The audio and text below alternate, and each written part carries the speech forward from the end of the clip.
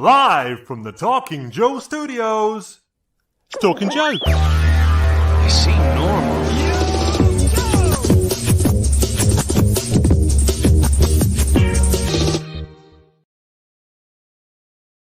Oh, yes, we're live back once again with the Renegade Masters. I am Mark, and I will be joined shortly by a number of special guests to look once again at our third and final viewing of my sketchbook. Yeah, without further ado, let's roll VT. Is that way? That way.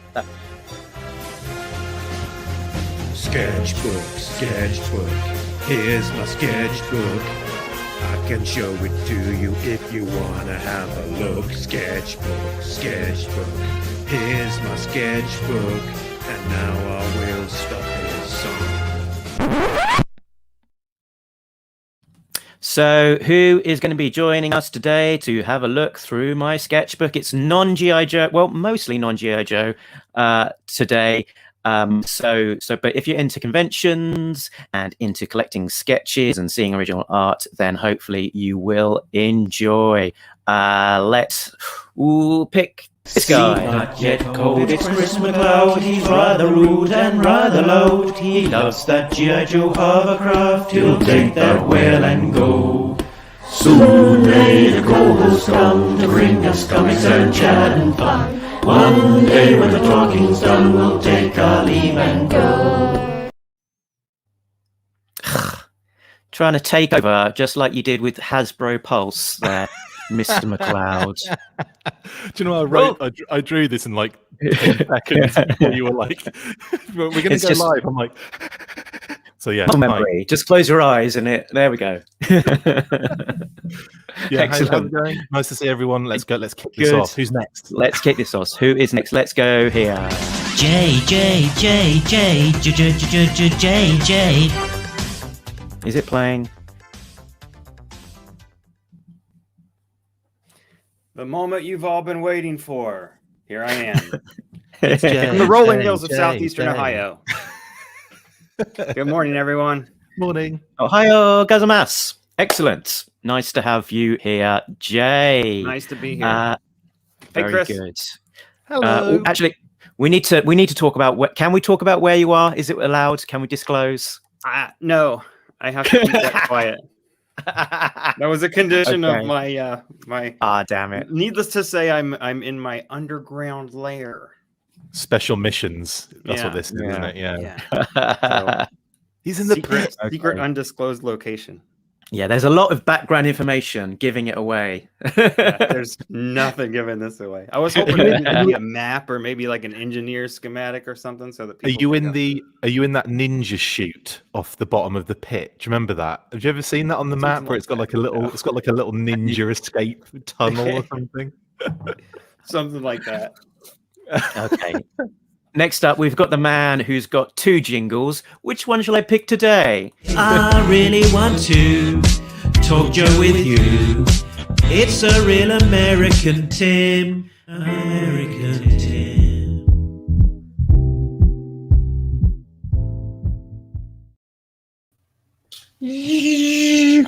Hello. There he is. I can hold up pieces of paper for the camera too. Did you do that the moment you saw me do mine? Yes. He just reinvented his entrance just off the cuff. It's just bing, bing, bing, bing, going off today. You guys have both got Transformers in the background. I don't know what you're talking about. I thought it would be funny when I first did that a couple of weeks ago. And now it's the thing.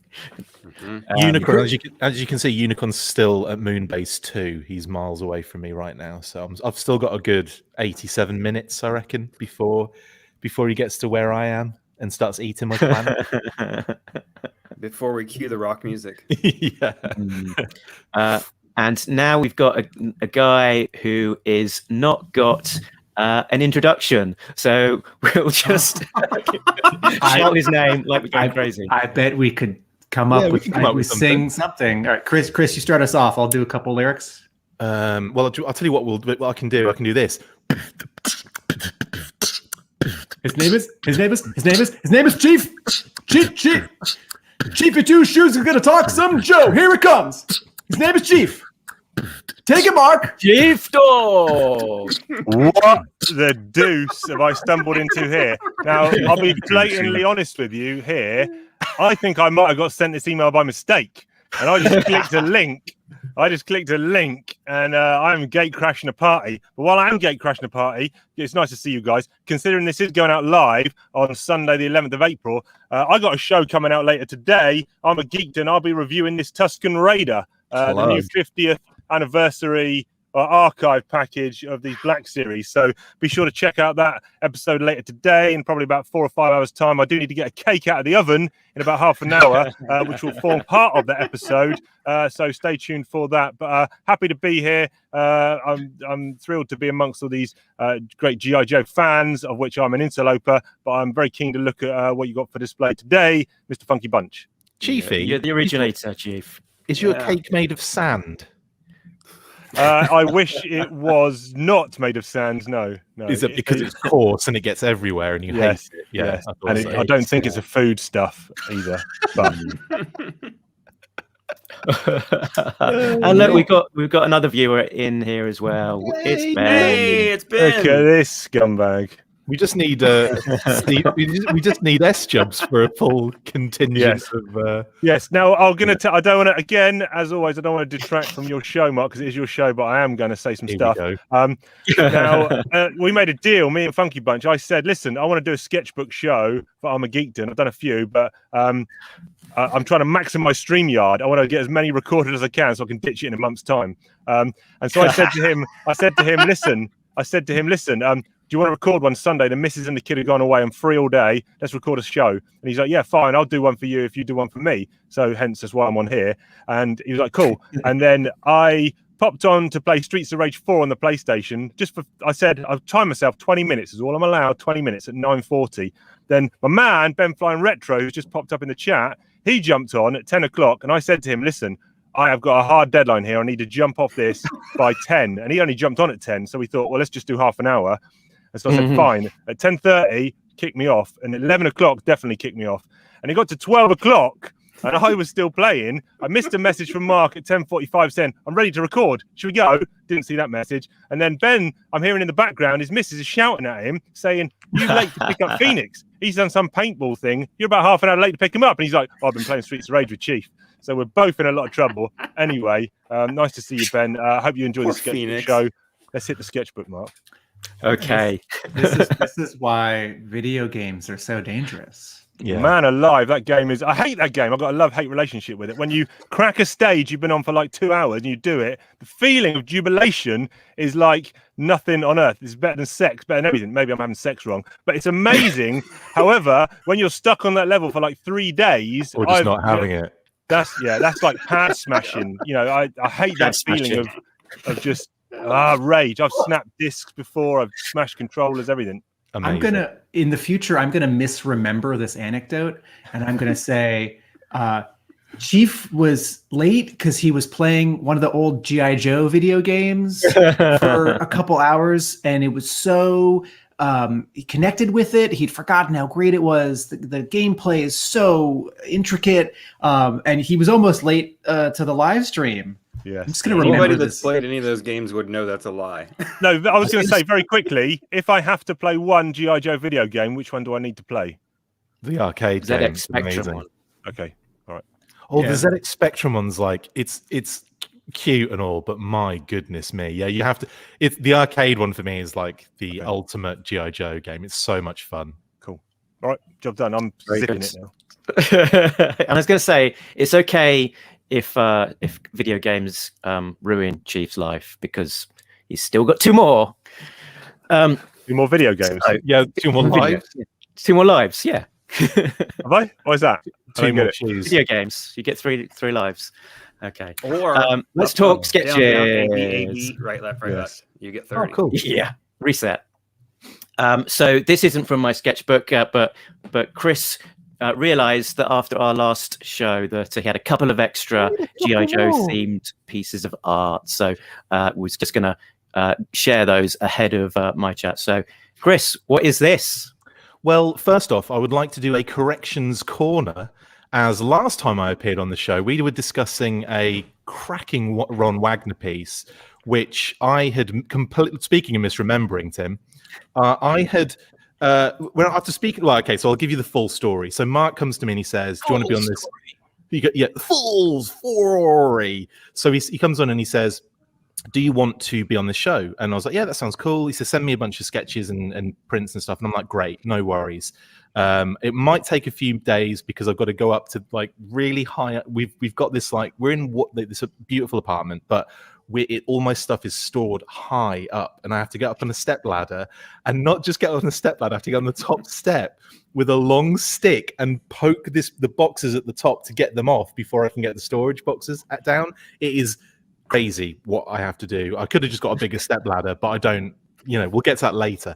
Anyway, it takes. What I'm saying is, it takes about 30 minutes to get the box I need, open it, get the art out that's in there, and then go through it. So I was kind of up against it in terms of time. So I pull all the art out and I'm like, yeah, I want to see this, and this. Oh, great, brilliant. Take pictures, bang. I put it all back. Get it up there. And I'm like, okay, good. I'm all set. Send Mark all the images.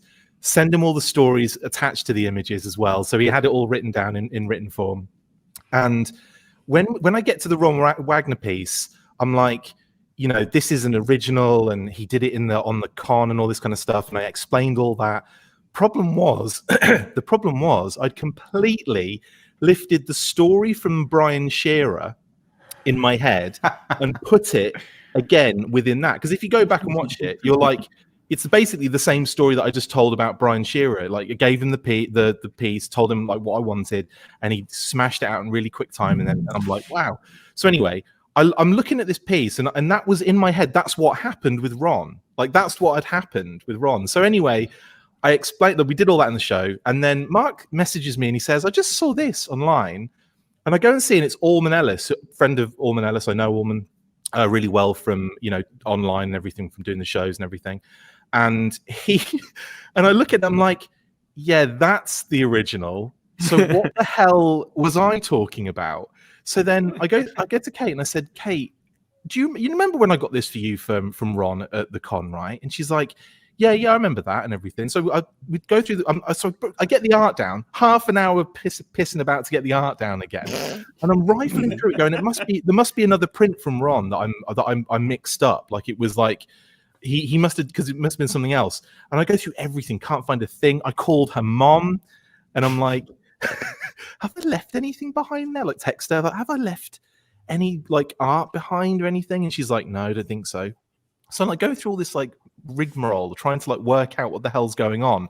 And then Kate says, at the time, like, I'm pretty sure it was just the print you got me from him. I'm pretty sure it was just the print, and like, you must be misremembering it or something. And I'm like, you have got to be kidding me. So then, like, I've been messaging Mark, and I'm like, dude, I'm going senile. Like, it literally just transposed that story from Brian, which I actually told on the show as well, and implanted it onto Ron. So one, I'll apologize to Allman Ellis for that, for a start, who I know really well.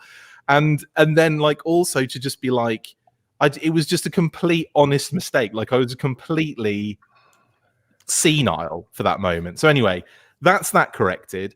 That piece from to kind of go over what Ron had actually done in that con, I'd bought a beautiful print from Ron, and that was for Kate. Anywho, I thought it explains how you got such a polished piece from Ron on a convention sketch. And like, it didn't even dawn on me when we were talking about it, because even Tim said that's really clean for like an original. And I'm like, yeah, and I'm like going along with it, thinking like, yeah, I'm looking at the picture thinking, yeah, that is really clean. But like, I don't know. Anyway, so apologies to Allman and anyone that was watching that one. And in any case, I thought, well, I do I think it was like the next day or a couple of days later, I got this piece. If you want to put that piece back up on the screen, Mark, this amazing Baroness Ironblood zombie commission from Colin Arthur. Now, Colin Arthur's been doing this amazing stuff on Facebook and on all his socials, where he's been doing like this kind of Dead Shadows theme, and he's got like these like red shadows that are zombies, and it's basically like the Baron Ironblood kind of thing, where he's been his experiments have gone wrong, and he's doing all these different zombie versions of the characters, including Action Force as well, like, you know, Space Force and Z Force and so on and so forth. And I was looking at them and thinking, oh god, they're so good. And I thought, I sent him a message just saying, you know, what are your commissions like? Have you got time? Would you have time? You know, would you be up for doing a commission for me? This was probably about a month or so back. And he's like, yeah, sure, no problem. What do you want? And I basically sent him this picture of Kate dressed as Baroness Ironblood, this cosplay that she kind of came up with, which is insane, but it's incredible, by the way.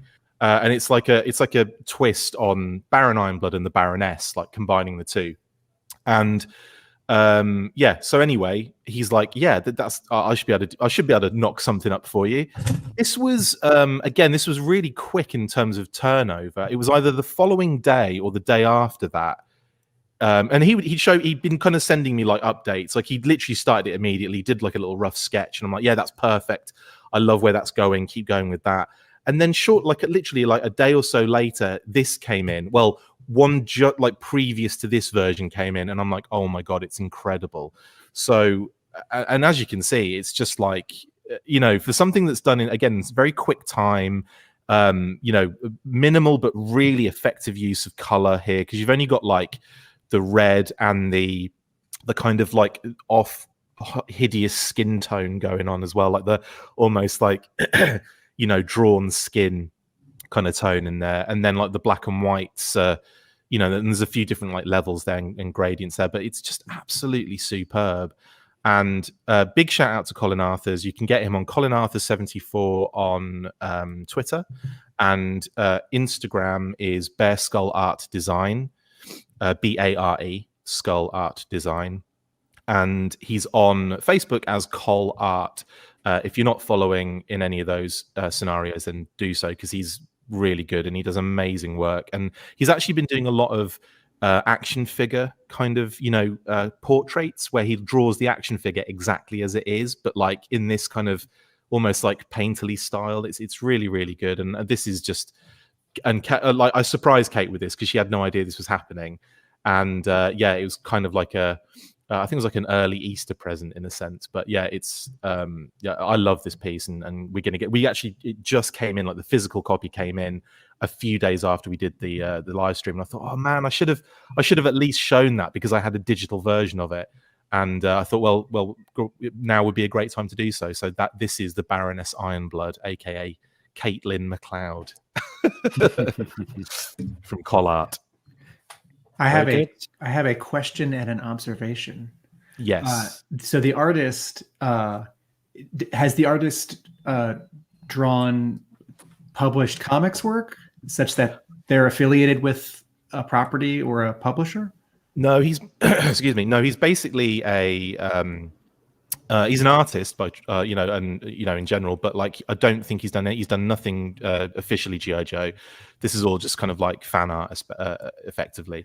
But it's so cool, and I love his style. It's really, really wicked. And something that you can really notice as well when Mark zoomed in on this, like just the effect on the glasses, on the lenses, is just insane. Good. It's really, really nice. My observation is a follow-up from the Disavowed episode that Jay and Mark and I most recently recorded, which is about issues 10, 11, 12, 13 of The Devil's Due G.I. Joe. And I'm pretty hard on the color in those issues. And this is computer coloring circa 2002.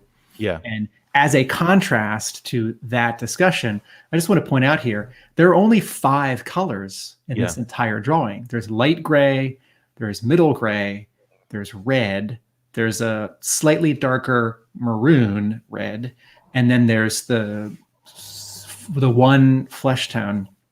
And so sort of everywhere there's a shadow, there's sort of on the clothing, there's just this gray that not only does not everything need to be rendered, nothing needs to be rendered. There's just a sort of a highlight area and a shadow area. And when I complain about over-colored comics, this is often the sort of range of which I'm speaking, that not everything needs to look shiny or like polished metal or satin. you know, like if you look at my shirt right now, you just see sort of two tones. You see like magenta, and then where there's a shadow, dark magenta. I'm not wearing a satin shirt. This is cool. Thanks for sharing. It's gorgeous, isn't it? He's an absolute genius, Colin. And so big shout out to him. If he's watching, and I'm not sure if he is, but if he does see this, I hope he does. Big shout out to you, mate. You've done an amazing job there. Amazing. Very good. Let's flick on to the next one. This was really, really cute. Like, so Nico Walter. Have you guys heard of Nico Walter? He's an artist on. He's done G.I. Joe stuff actually, officially as well. And so we, myself and Brian Hickey, did a review of Paul Aller's G.I. Joe comic a while back on one of the old comics bursts. It was I believe it was the Major Blood issue where Nico Walter does the interiors, and it's this. If you haven't read the Paul Aller book, then you're missing out. It's incredible, and basically we just really. We were gushing over the artwork because it was we love Chris Evenhouse's work. Like we're big fans of that kind of style, and he's the usual interior artist on the book. Excuse me. But for this particular issue, they got Nico Walter in, and it was a completely different style, and it kind of made for a very different feel in that particular issue, but it worked really well with Major Blood. And we were just really we thought it was really great. So we were, very, not generous, but we were very flattering, positive, positive and flattering with our review of the artwork. And Nico was so he watched the episode because I think either Paul, I may have tagged him in it because he was one of the artists, and I usually do that when I'm doing the Twitter post. And I think he saw it there, and he contacted me via the Full Force, email, and said, "Really appreciate the review. Thank you so much. It was really nice and really positive, and thank you very much. As a little thank you, here's a digital sketch I knocked up for you specifically, and you see Full Force down there as well." Done a little bit better than the one I did earlier today at high speed. Just a little bit. But if you zoom in on that Full Force thing first, I just want to highlight that because what I love about this is it's hand drawn, and it's got this kind of you see what I mean? So it's there's a real cute vibe to that particular just the aspect of it. I just love that he drew that rather than just do literally scan in our logo and minimize some of the aspects of it and just color it up or whatever, and just instead of doing that, which would have been really quick and really simple, he goes and draws it, and I just love that. I think it's great, and there's a real there's a real charm to that freehand of the logo. Anyway, coming back to the real hero of this particular piece, he just knocked up this digital sketch for us. It must have been quick because again, he said to me, he said what character would you like? I'll do a character for you. And I said, well, I think Snake Eyes was trending at the time because of the film or whatever it was. I can't remember why I chose Snake Eyes, but he said, yeah, cool, I'll knock that up for you. And bang, this came shortly afterwards. And I was just like, dude, that's really nice. You didn't have to do that, but he did. And it was really appreciative, and it's amazing. It's really cute and again, there's some really interesting aspects to this particular piece, like the way he's done the shading and the way that most of the character is in that shade, in that dark color, but there's certain aspects that he brought out and the way he's brought them out really kind of bring that piece to life. And it's just really interesting the things he used. The guns really accurately drawn, like an MP5. Yeah, and the perspective of the gun sort of, towards the camera is, it's done very well. Absolutely. The kind of, and he said I can't remember if he's mentioned anything about the knife, but I thought the knife choice was really interesting as well. It's giant, it's like a chef's machete or some description, isn't it? It's but it's amazing. That's really incredible. His placement of blacks and shadow is just phenomenal. I mean, it's one of those things that like we've talked about on the podcast. Bad lettering stands out. Oh God, yeah. Incorrect shading is the same way, but when it's correct and it's just natural, and this looks so natural. That left arm is amazing.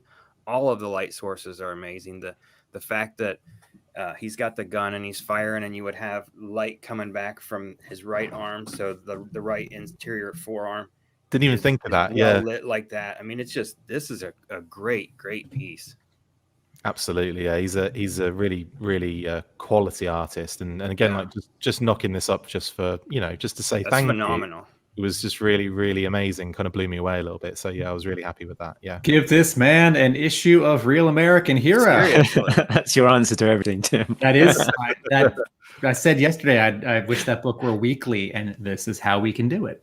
That we could, do it that way. I also nice. really like one thing before we go. I just want to say that I love the and again, it's another aspect of the kind of hand drawn aspect, but the kind of the block behind him that's creating more depth. I like how it's not like, again, like a just a square. Like, it's not accurate. It's like there's movement in there and everything. And there's something about that makes this visual kind of move to me when I look at it, and it's just great. Anyway, yeah, can't say enough nice things about Nico, especially for doing that.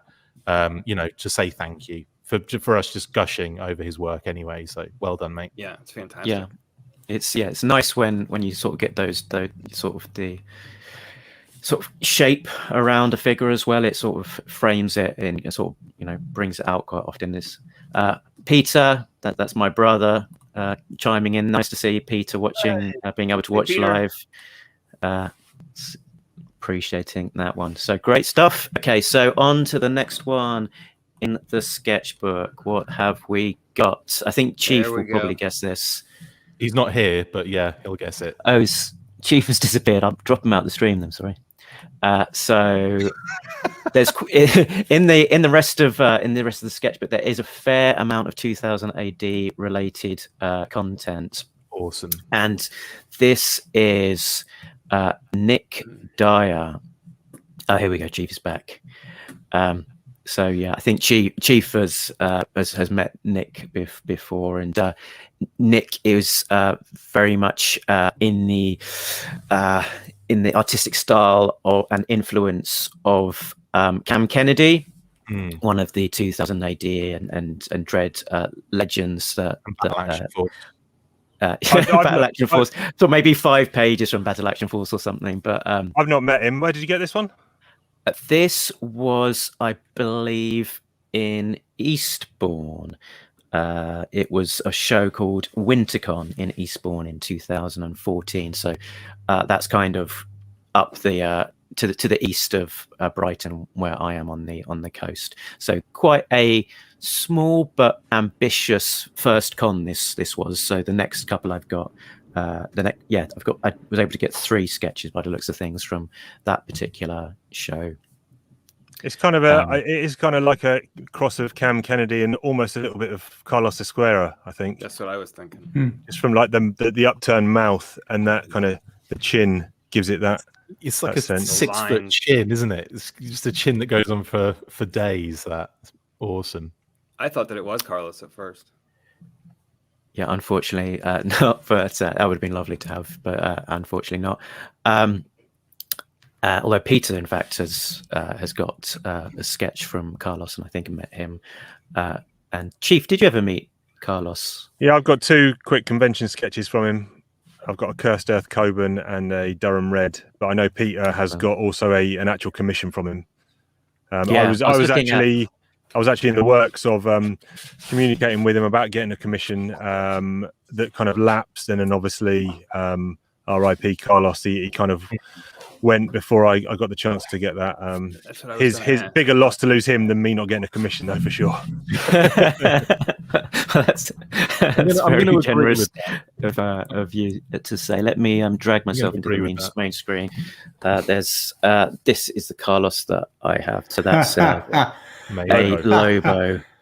There we go. So I think Peter got that at one convention. That's in a custom bound Lobo. The size of that book. Very nice. Yeah, it's got three sketches in it and nothing. But Jay, blank pages. Jay, because I bet half those comics are printed not on heavy coated stock paper. That book doesn't look all that heavy, right, Mark? That Lobo. Yeah, book. it's not crazy heavy. Yeah. It's not it's a good shout. not like some 700-page Marvel hardcover, which is like that's all Lobo stuff. £6. Yeah, it's bound of the original issues. So Cool.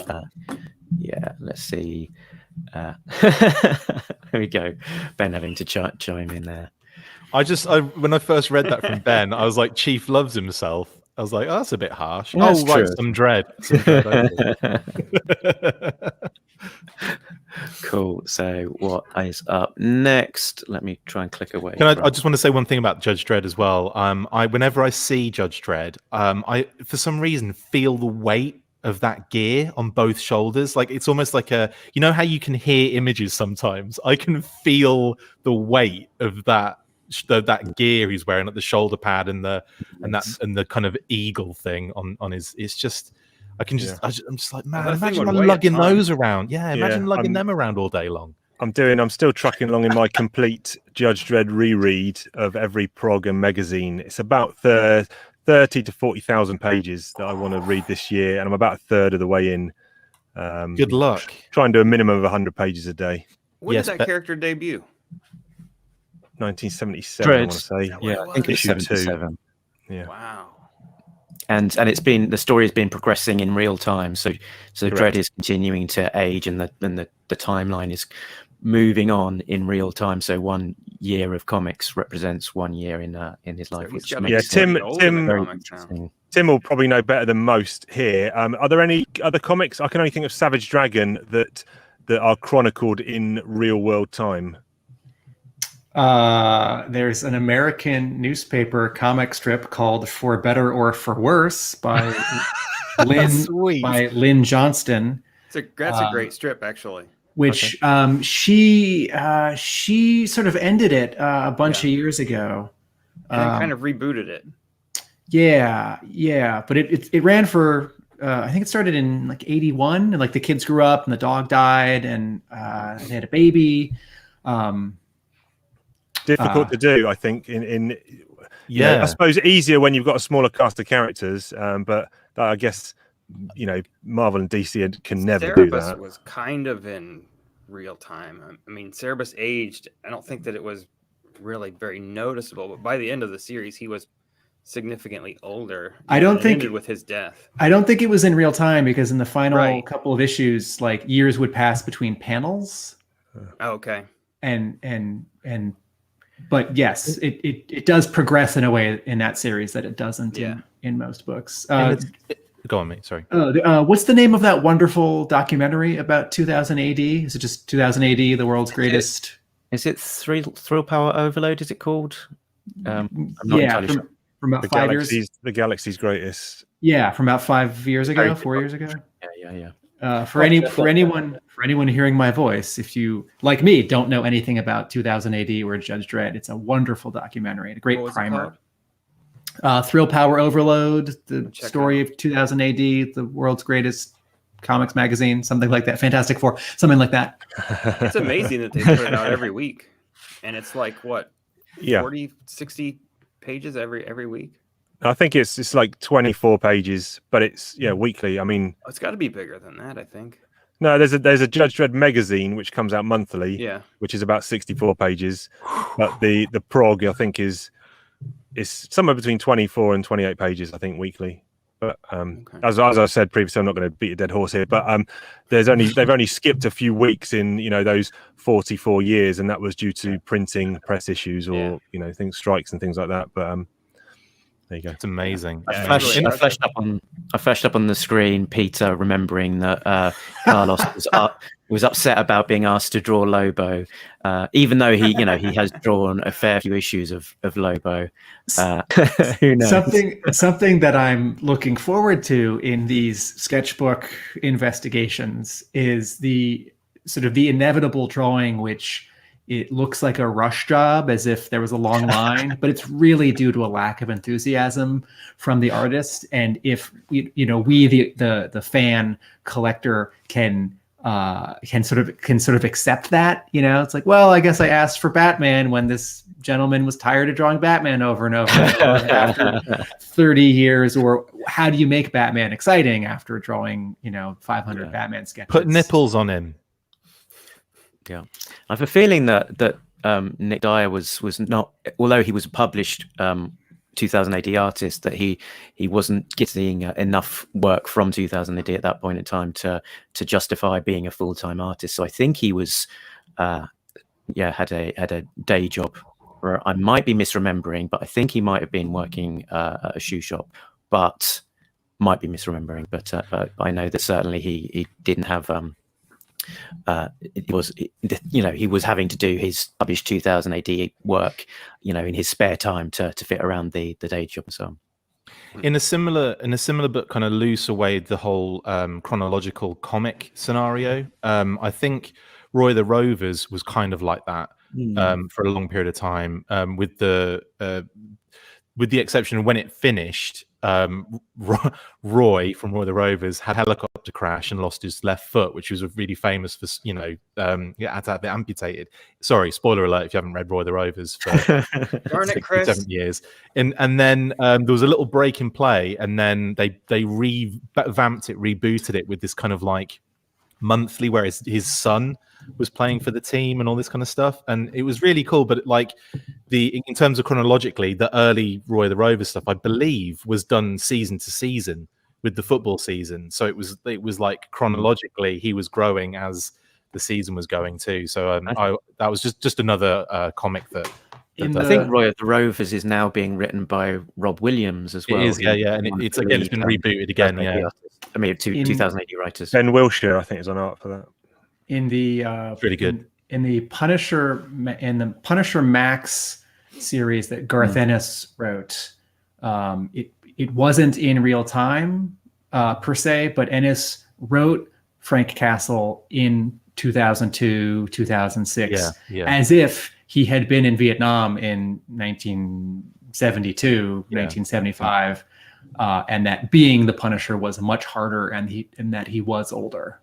Yeah. And then after him, the series rebooted. It was that final Steve Dillon arc. Actually, it looked like someone said to Steve Dillon, "Draw him a little younger. We're going to reset this." Yeah. Even though Dillon didn't do those Max issues of which I'm speaking, he was before that. But yeah, I think Ennis also kind of did John Constantine chronologically, didn't he? Where I know he did his 40th birthday.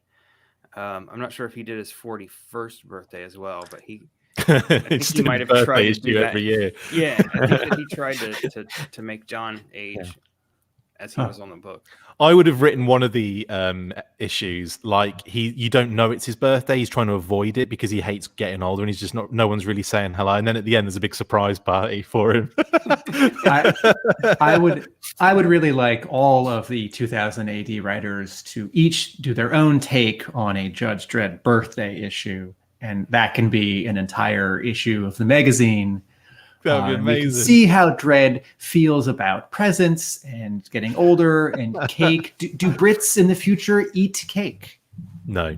We should probably look at another drawing. Yes, we should. I think sugars might be banned. They eat one of Chief's sand cakes, don't they? Yes. That's what they do. Oh, this is great. Love Chris Weston. Love that. So we looked at a Clegg actually previously, didn't we, Tim? In one of the lineup pieces. Now this looks like the sensitive Clegg. Yeah. This really transcends convention sketch. Seriously, how long would that take? Was this a 2-day convention and you gave him the sketchbook on Saturday and he took it back to the hotel room and gave it to you on Sunday? I mean, in a good way, because there's a lot of information here. Yeah, I think. Chris is well known for getting into the detail and just drawing the heck out of stuff and being very self-critical and sort of putting together something most people would call an ultra detailed final piece and calling that like draft rough. So this, I think, was drawn in real time. I'm pretty confident it was drawn in real time in front of me, and I don't think he took too much time over it. I think it was probably half an hour, something like that. Yeah. Bloody hell! Holy cow! What confidence! Right, that's it. It's a game over, lads. Did you pencil rough that first? No, this was this might have even. I can't see the pencil lines on it, so it might have been even straight to ink on If this. that was straight inks, that's amazing. Disgusting behavior. So Disgusting behavior. there are I'm two a little aspects. jealous. Yeah, I think I'm just looking. I can see a few architects sort of lines, but yeah. I bet it was very minimal. I bet it was very minimal in terms Yeah, of. I think it would. I think it was probably just the basic shape in pencils, and then the rest of it. I think. This isn't even your best Chris Weston piece. So. Oh no. I mean, that shows a lot how good this is. There are three things here that are really satisfying. One, the Clegg interacts with the right edge of the paper. Yeah. And I was going to say that as well. Yeah. Convention sketches, like professionals can do whatever they want because it's either free or you're paying, and they get some carte blanche, and it's it's a little book and it's not their like ideal work environment. But 8 out of 10 times a head and shoulders or a character is sort of centered in the rectangle of your paper, of your sketchbook. And as soon as anything, a little bit of background or someone's shoulder or like some explosion touches the top, one of the sides or the bottom edges of the paper, like the artist is now speaking to the composition, to the rectangle. So this is really satisfying here that this image isn't just centered. Number two, that they overlap so much. The Clegg's chin over Dread's helmet, his hand in front of him, the flower in front of his chin, and then Dread's weapon coming even further forward. That for an image that's sort of so close and intimate, there's so much depth here. Yeah, and then a lot of layers. Yes. And then similar to the Snake Eyes piece that Chris showed a few minutes ago, where someone terminates at their waist, but their belt gets drawn. That's a really satisfying way to stop drawing without it sort of like fuzzing out and like, I don't know where to stop drawing. Though certainly in a sketch, like stopping drawing sort of anywhere is fine because this isn't a finished piece. No, spot on. They're all things I kind of I was kind of like thinking about as well, especially with like the shading again. But then something that kind of that drew my eye was his badge, like the Dread badge. From a distance, it looks like the most detailed, precise, beautiful, drawing of a badge ever. When you zoom in on it, you see that it's that really quick, like he's done like a few lines here and there, and your eyes literally, or like your brain has filled in the rest of the detail for him.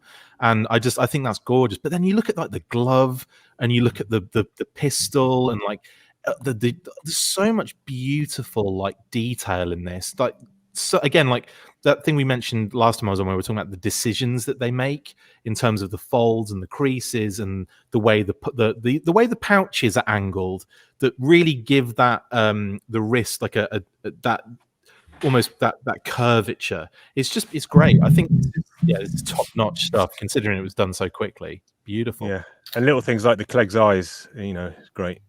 I can't say enough about Chris Weston. He's just blown me away from the very first time I've seen his work. There's so much personality here too. A lot of convention sketches end up being just someone sort of looking at you, or someone sort of this is a really unique piece, frowning. But this is a portrait that has story. Both characters have personality. This drawing is really funny. And how often do you get a convention sketch?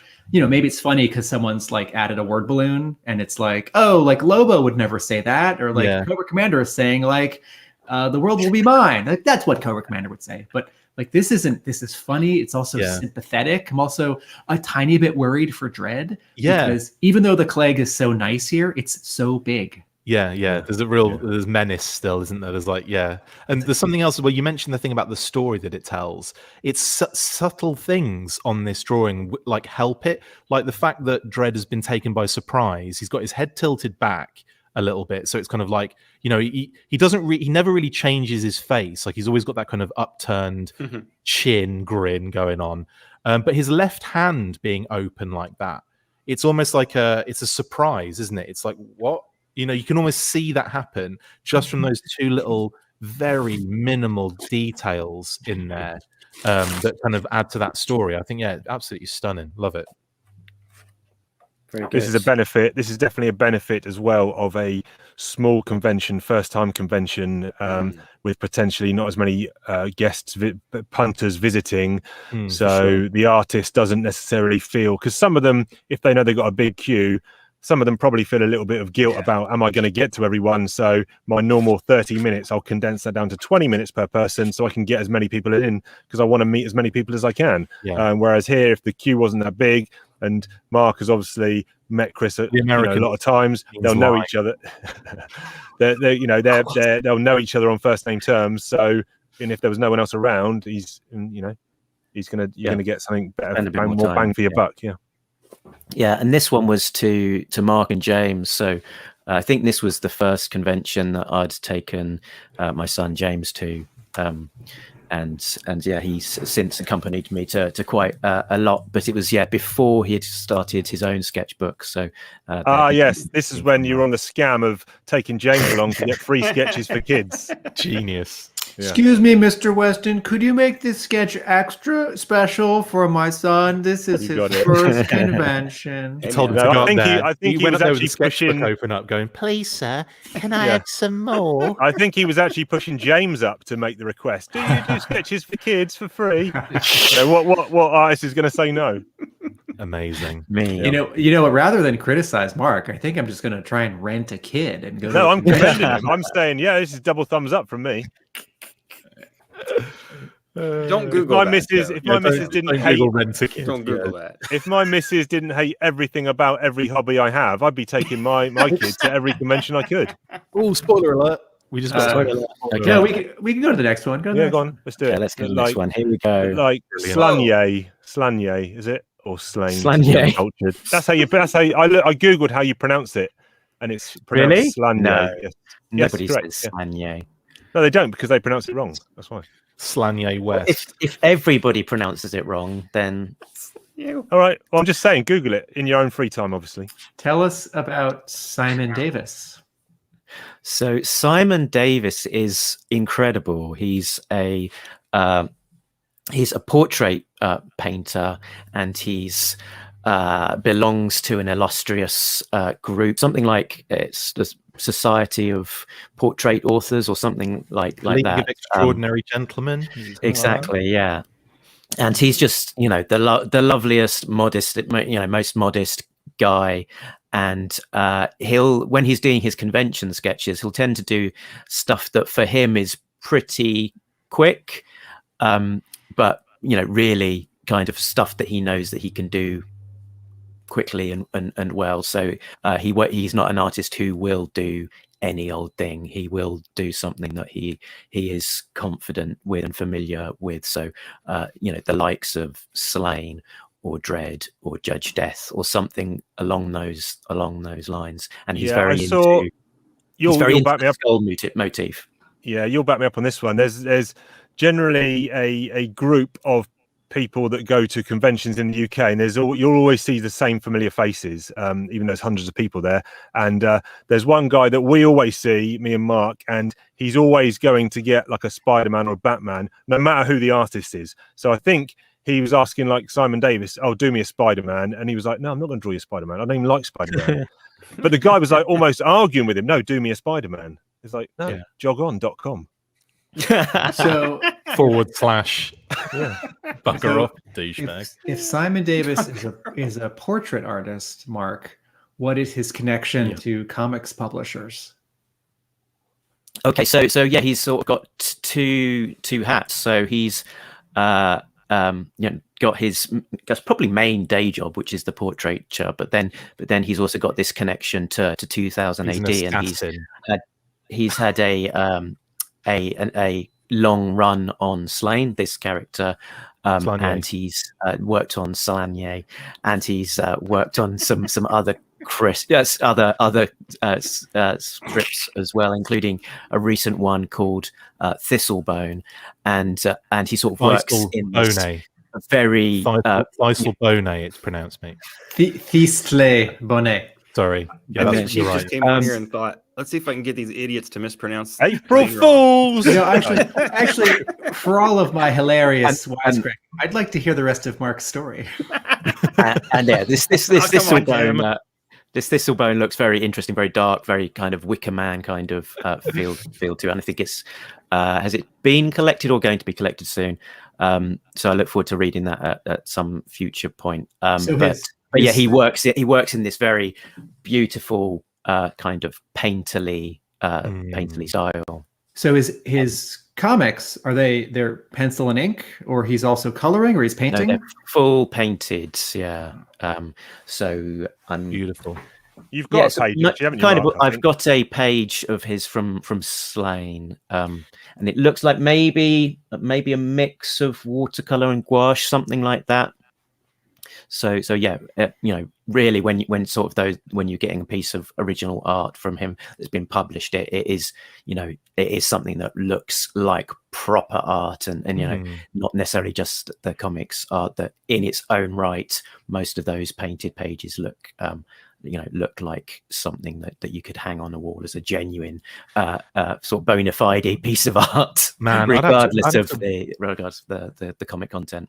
I'd have to work on the biggest canvas in order to do comic stuff painted. Oh yeah.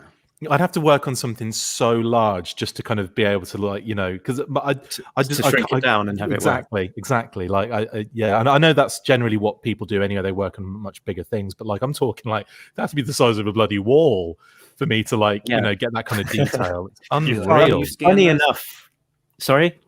I was just going to say, what you find in pretty much all of his comics is he will put himself into all of his comics.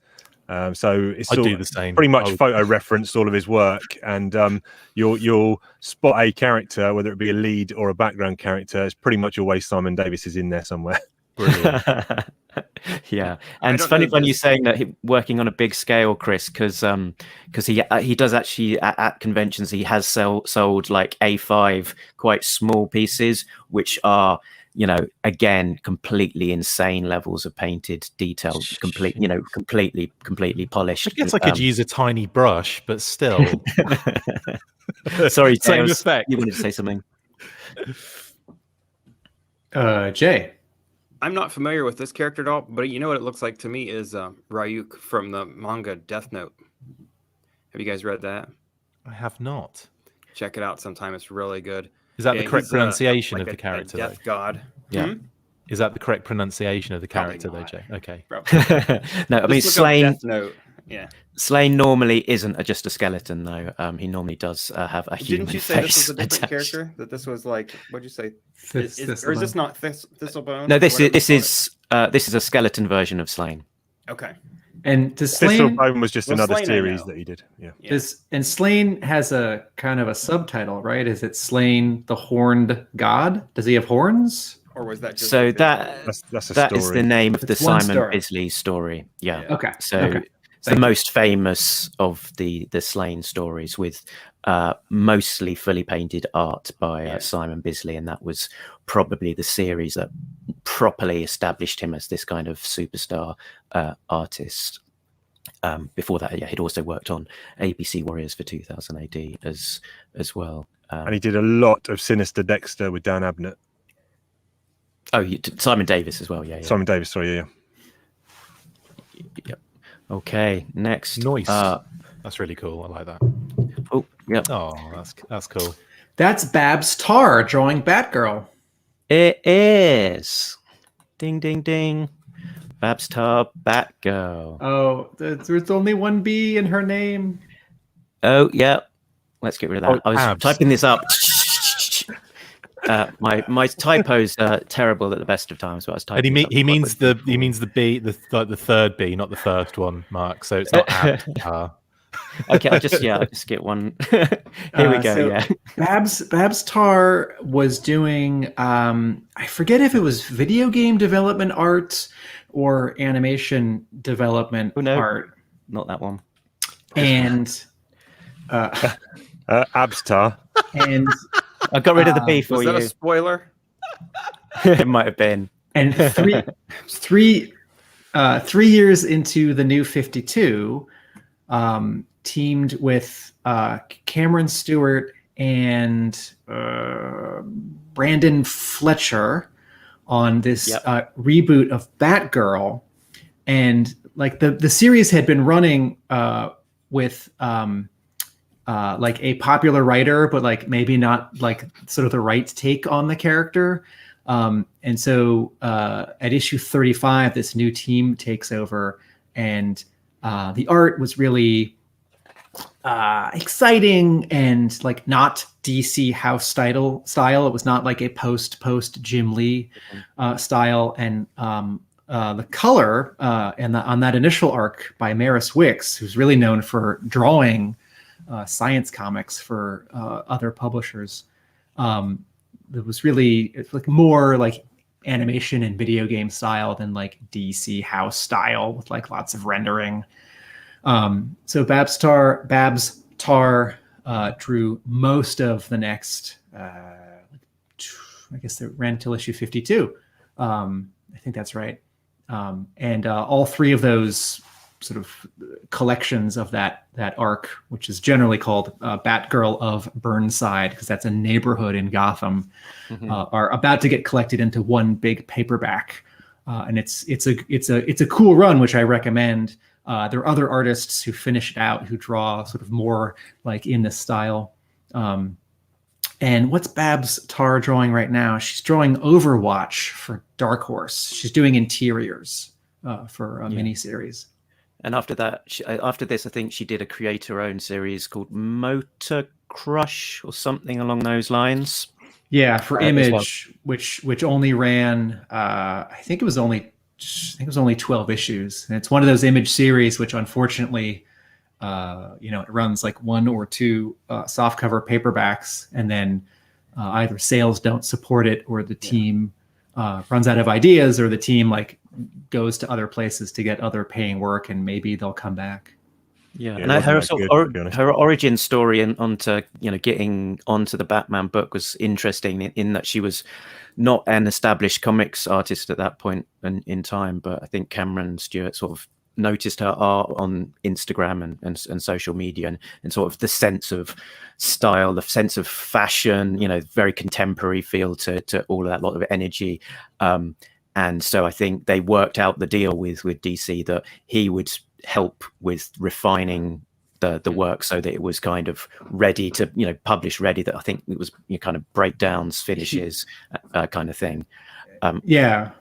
She also this was in 2014. This was part of a wave of women creators getting hired at Marvel and DC, that the publishers, the publishers were just hiring all men for 60 years, and there's a real spike of talent in the mid 2010s.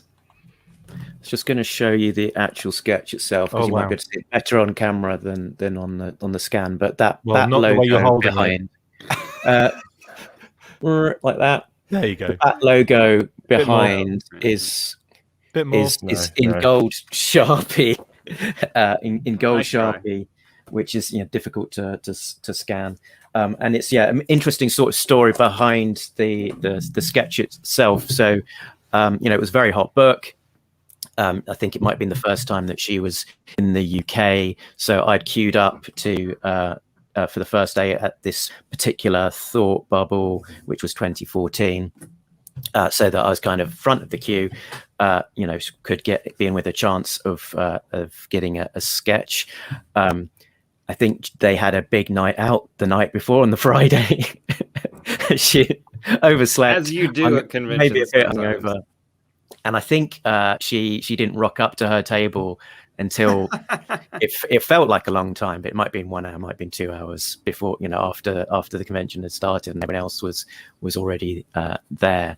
And then she kind of got to her table, and she was going, do you do commissions? Yeah, I suppose. Yeah, I can do a sketch. How much you cost? Oh, I don't really know. Cameron, how much are you charging? Okay, I'll do the same price as that. And they've got different styles, different approaches. He's much more established. Probably takes a lot longer over his pieces. And that's okay. So she gave the price. I was like, that is more than I would normally pay for a kind of a new artist for probably quite a loose sketch. Is nice, but I mean I didn't know what it was going to look like was until so it was kind of sight unseen. It's like, okay, but I've been waiting all this time. Be rude to say no as well. So okay, haggling with it. I'm not going to haggle. I'm not going to try and haggle her price down. So it felt a bit much, but it's like, okay, go with it. And so she, I think, took the book away and was working over for the day. And then at the end of the when I came back, she went, "Oh, I realized that I drew you Batgirl, but you hadn't actually asked for Batgirl, had you? So I've drawn you a second sketch. Is that okay?" I was like, "Yes, that's okay." So the second sketch was this. Judge Dredd. Oh no, you can't see it. It's Here Mark we go. now. There we go. So Jawbreakers, so it was a sort of a team, a new sort of villain team that had been introduced in the early issues of the Batgirl comic, I think issue 2 or 3. And yeah, it was like I think a pair of sisters looking sort of almost identical, and they're kind of like a villainous biker gang kind of thing. And I thought just very cool kind of character, and it'd be something a little bit different and be asking for her for something different than just the regular Batgirl, which would be the main thing that should be constantly drawing and being asked for. You mean the second issue of her run, not the second issue of that series? Oh yeah, second issue of her run, exactly. Yeah. I thought you said a pair of scissors for a second there. I was like, what? What? She's a pair of scissors. Oh, right, okay, that's cool. Oh, sisters. Yeah. Yes. Easy, Chris. So yeah, I had originally asked for this character. She drew me a Batgirl. Realized her mistake after she'd finished the Batgirl, and then the second page in the sketchbook, she also added this in. So that was a very nice, nice for the price of one. That's really cool. Very. Now, does her sequential look or sequential work look in this same kind of style? Yes, pretty much. Yeah. Okay. Yeah, it's really slick and energetic and feels Almost like a Bruce Timm kind of animated quality. Yeah, mixed with Becky Cloonan a little bit. Okay. Yeah, just feels cool and now and trendy and down with the kids. Yeah, she's Try that again, Mark. Mark. I mean, when Mark said like fashion and design in his description earlier, that really clinches it. Like she's not someone who's drawing in like a Jack Kirby style or like a Gil Kane style. Yeah, like that's not where her thread comes from. Yeah, I think it's a kind of, in terms of Cameron Stewart working with Bab Tar here, it's I think similar to Brian Lee O'Malley working with the artist, I forget the name, on Snot Girl. Is it Leslie Hung? That's right, yeah. Where he's found a kind of a new upcoming artist with a lot of energy, a lot of just feeling of a nowness to their style and sort of collaborating like that. And her haircut the same as Chief's as well, which is nice. She's got a little less hair than Chief. Yeah, she does. Chief, you hinted that actually that Slanye was more like the Chief. Chief, the hairdressers are opening on Monday. You hinted that you might be going to the hairdresser for the first time in almost a year and a half or something. 7 years. Yeah, no, it's much consternation with the missus. She says she's going to divorce me if I don't get a haircut, so I am not getting a haircut. Standoff. Yeah, no, we can hope for the best. Next time, Chief's going to have a crew cut. It's going to be like just over my dead body. Maybe in fact. Dude, get a mullet. No, yeah, strong. That'll really seal the deal. Seriously. Oh my word. I'd like to see what haircut our next drawing features. Thanks. No. No haircuts. There you go. Ooh. Careful what you ask for. Big jobs. Ooh. The style. He started on the B over here and was kind of slightly running out of space when I got to the S. But I've done that. So Can I take a done that guess so many- who this is? So many times. Is it Henry Flint? do got it, Henry. I don't know. Wow. Oh, I can see it in the bottom. Oh, I heard you covered that up. Sorry. I covered it up. Yeah, Oh, Henry Flint. Good job, Chief. You know, Okay. suddenly, I realize if I'm to ask for convention sketches amongst GI Joe artists, I should ask for vehicles. It's like, can you draw the Havoc or the Wolverine? And they'll say, no, I don't want to. So who would be brave enough to tackle a convention sketch as a vehicle, though? I mean, like one of the 3 vehicle designers at Hasbro, but Guy Cassidy Wolverine would be awesome. Guy Cassidy. I'll tell you what. On the next show, I'll bring you another sketch that he did for me, which was at HasCon, Tim. So when we were at HasCon, we were in the meal kind of element where they were doing like we were with like Hasbro and the Legends, and they were doing the Legends dinner. Yeah, the Legends dinner. So we were having we were eating and watching this like presentation going on all night. And Guy, who I'd met that day properly, we'd been kind of chatting away and everything, and I asked him if he wanted to be on the show, do like a little interview kind of thing, and he's like, absolutely. So he was writing down his information for me, right? And he passed me this paper with his number on it, but he also drew an X30 Conquest, like quickly scribbled it out, and I'm like, what? So that's something I completely forgot about. So thanks, yeah, that'll be on the next show. I don't know anything about MechQuake. Tell us, Brits. So MechQuake is one of the ABC Warriors, and his catchphrase is "big jobs." And yeah, so most of the ABC Warriors are more kind of humanoid robots, whereas MechQuake is kind of a giant, tanky looking thing with this extended neck and menacing eyes and appetite for destruction. Yeah, and also ABC, they're not like spelling robots. It's atomic. It's atomic, bacterial, and chemical. Yeah. Speak and spell warriors. Well, I'm not going to ever read the book now. No. And I would say Henry Flint, the artist, is probably regarded as the best Judge Dredd artist of the last 10 years. Is that fair? Would you say, Mark? It's a strong. Not the best. I'd say definitive. Maybe artist definitive of the last 10 years. Yeah. No, maybe he is. Yeah, he's done a lot of Dredd, and his take is very much the standard for recent years. That's fair to say. But he did draw this book written by Pat Mills, this ABC Warriors. He did a black and white series. I think it was called Shadow Knights, Shadow Warriors, Shadow Warriors. I think Shadow Warriors. Yeah, and that would have been. I'm going to take a stab at mid-90s, maybe mid to late 90s, and then he graduated in 2000 AD style onto Dredd, and he was doing Rogue Trooper as well. He did early on, so he is definitely one of those great British artists who never strayed and went across the pond to US publishers. Didn't he do a Superman at Earth's End, which was kind of a commandy? There's another artist called Flint Henry. Yeah. Okay, that might be him. Might cause confusion. And interestingly, one of the interesting things about Henry Flint is that his art style has radically changed over the years. It was originally quite more cartoony, sort of slightly exaggerated, and it's kind of evolved into a kind of more gritty kind of style. I don't know if that's quite the right way of describing, but it's definitely sort of evolved quite a lot from his early days, and he's one of these kind of raw talents who, when he's coming to this convention sketch, he will work quickly and produce something amazing.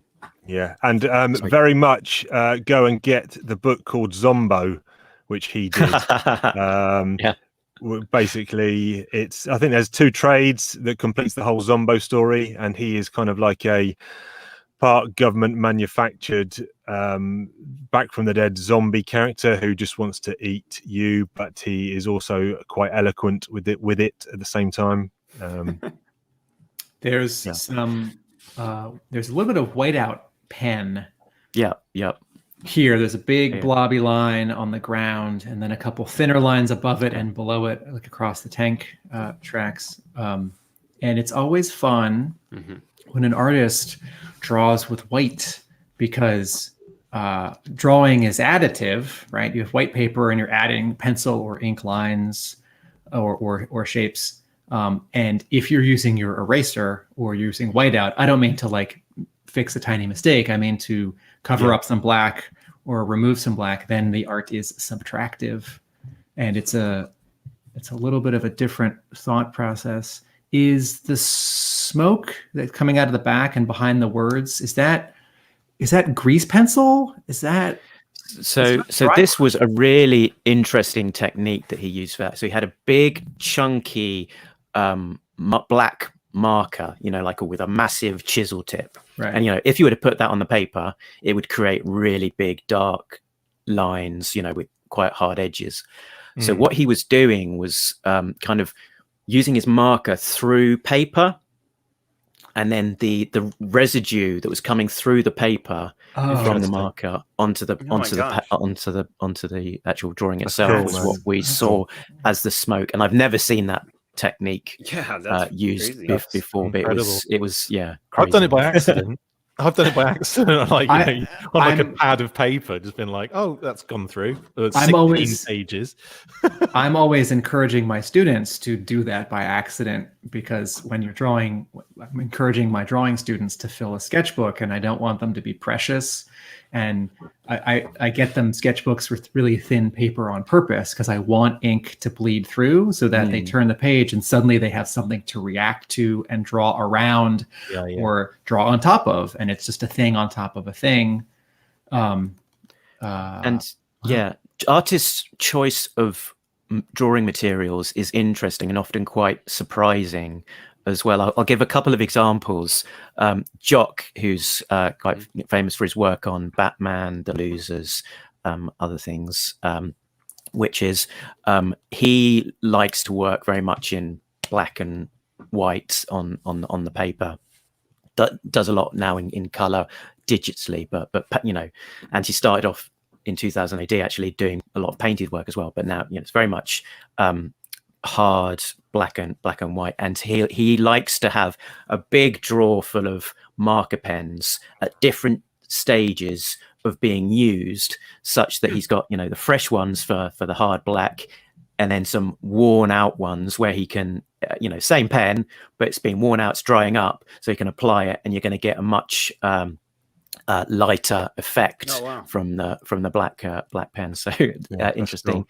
I've seen artists take pens and kind of smash the nib into the desk to kind of smash it up a little bit and create just a more of a stippling effect as well. So definitely loads of cool techniques out there.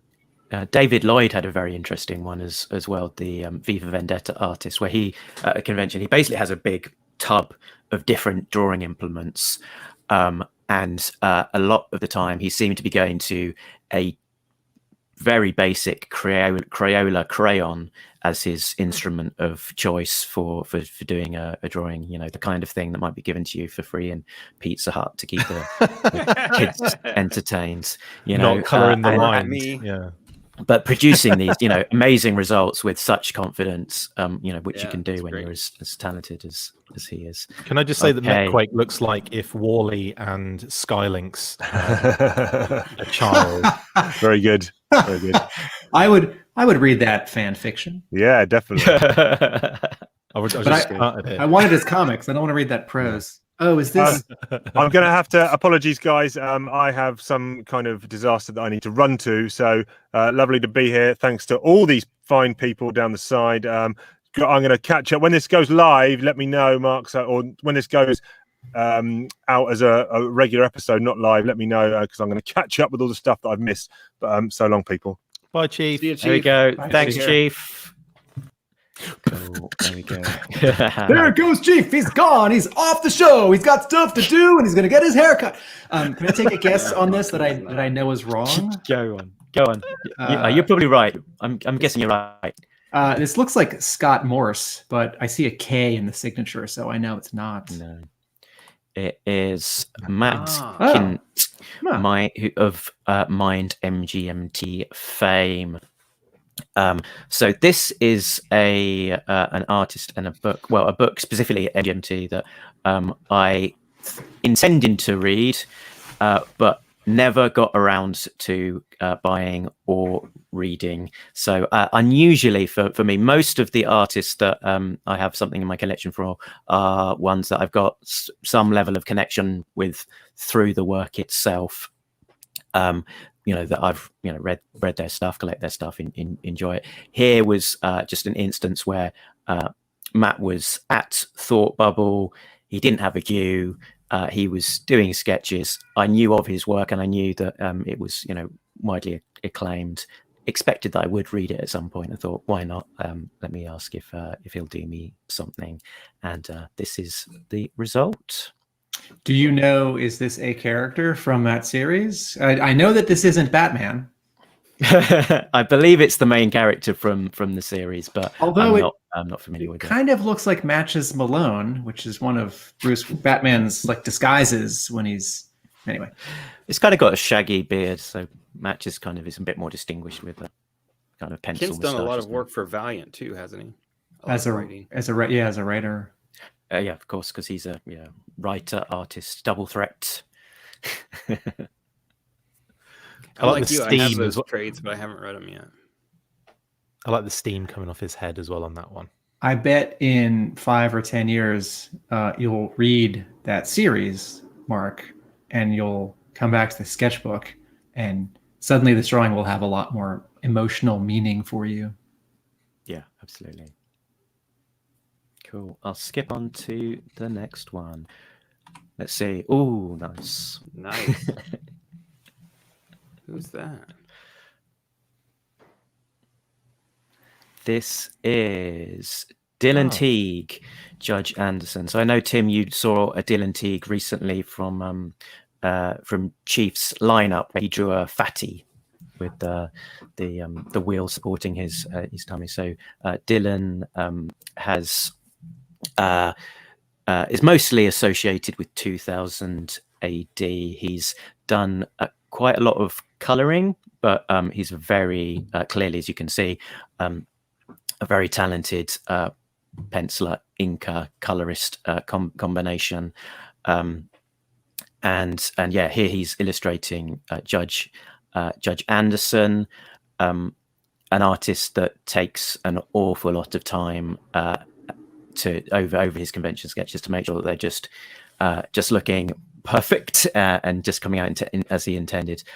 He's got this lovely style where he's using a combination of red line as the kind of the architecture for the sketch, and then combining that with a black, quite fine black ink and grey tones. But yeah, I think it's his sketches are pretty consistently they look outstanding in my opinion. Man, that's great. That's a great pose. I'm gonna have to steal that for a Scarlet sketch. I was just going to say it's got real Scarlet vibes, hasn't it? Yeah. Yeah. Yeah, and I have a move. Great. His movement is just fantastic. For sure. Yeah, there's so much rhythm to her. The curl of her torso, the twist of her spine, what her hair is doing, how her arms are not straight or locked, and then even the guns down a little. How she's holding that pistol. That's a great sketch. This is a case where I don't necessarily need any part of this drawing to connect with one of the edges of the paper. Like, in general, I think that can make for more interesting compositions. And certainly with my students, I want them to not center a drawing in every page of a sketchbook, because that's boring and that shows they're not thinking about the composition, the rectangle. Yeah. But like when a pro draws something like this, I'm not like, if only her hair was touching the right edge of the paper. Yeah, it's really it's a very beautiful piece actually. Like again, like really just confidently done as well. And the weapon's really interesting. Like I look at the weapon and it kind of looks like the back is like a lid on like some sort of shampoo bottle or something, you know. Toothpaste. Yeah, too. you're right, big time. I like how there's Yeah, not a lot of it's kind of definition on the upper part of it. You know, as far as shadow goes, it's just almost a flat surface. But on the underside, you've got, you know, there's a shadow along the side that's facing her. It's just great. It's really great. Her gloves are great. Her gauntlets, everything's really good. The size of that eagle's really cool as well. Even it's taking out a lot of her, you know, a lot of her actual, you know, herself. It's just it just works in a really cool way. And obviously those things that the judges wear are just. Oh, you meant the massive. shoulder. I was looking at the Texas-sized belt buckle. No, the eagle is what I meant. Sorry. She's much stronger than Chris because she can really lift up all this shoulder armament. And even though Chris is tall and he says he's strong, he's just always stooping over when he's like wearing his judge outfit. Complains a lot. Oh dear. I've just pulled across this onto the screen as well. So there's a slight G.I. Joe connection because Dylan Teague has worked with John Royal on at least one occasion. I think more than one occasion, but I can't remember off the top of my head. And he coloured this gatefold cover for issue 255 of G.I. Joe. Most impressive. Mostly is on Cobra Commander's helmet as well. Look at the work on that is insane, isn't it? I like the flames in the mask. This is exciting. I'm gonna be a frump here. This is really exciting, and I think this is what like a lot of people want out of modern comics. The color is really busy,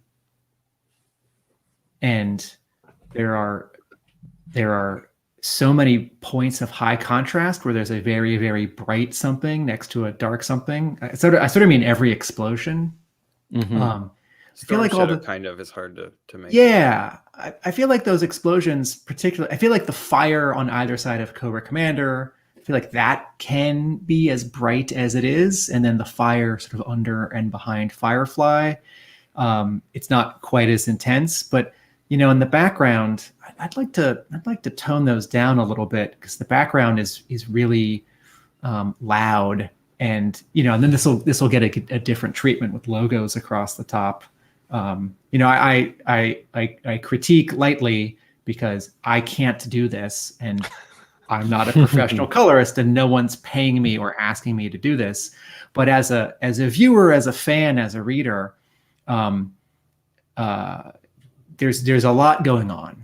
I will say that Zorana kind of blends in to the image a little bit, doesn't she? She doesn't kind of pop as much as you'd even expect someone like Zorana, who is like, you know, mainly pinks and you know, kind of bright colors like that. And it's interesting you mentioned that, like, and also Firefly, you think he would have more brightness behind him because he almost like camouflages into the scenery.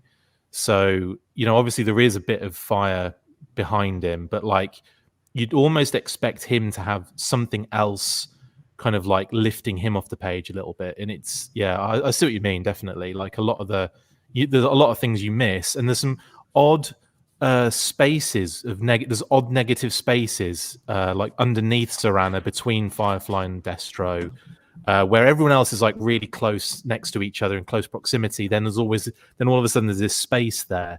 So that kind of, I think that's working cover towards the fold of the paper. So you've got a separation here, which will be about there, and then another separation which will be about there. So you've got the trio of Storm Shadow, Zorana, Firefly. I am aware of that. Destro and Baroness. But I've seen connecting covers that don't do that. They still have the space for the lines, but you still have a consistent visual, if that makes sense. So like it, you know, I feel like there's a little bit of kind of, I don't know, it's a little bit off to me in the composition. I see what Chris is saying, and I agree. I think this comes down to Royal's covers. Some of them are more balanced, in terms of character props, like rocks and trees and stuff. And sometimes that's down to it's like one central character, or it's like a character with a bunch of stuff happening around them.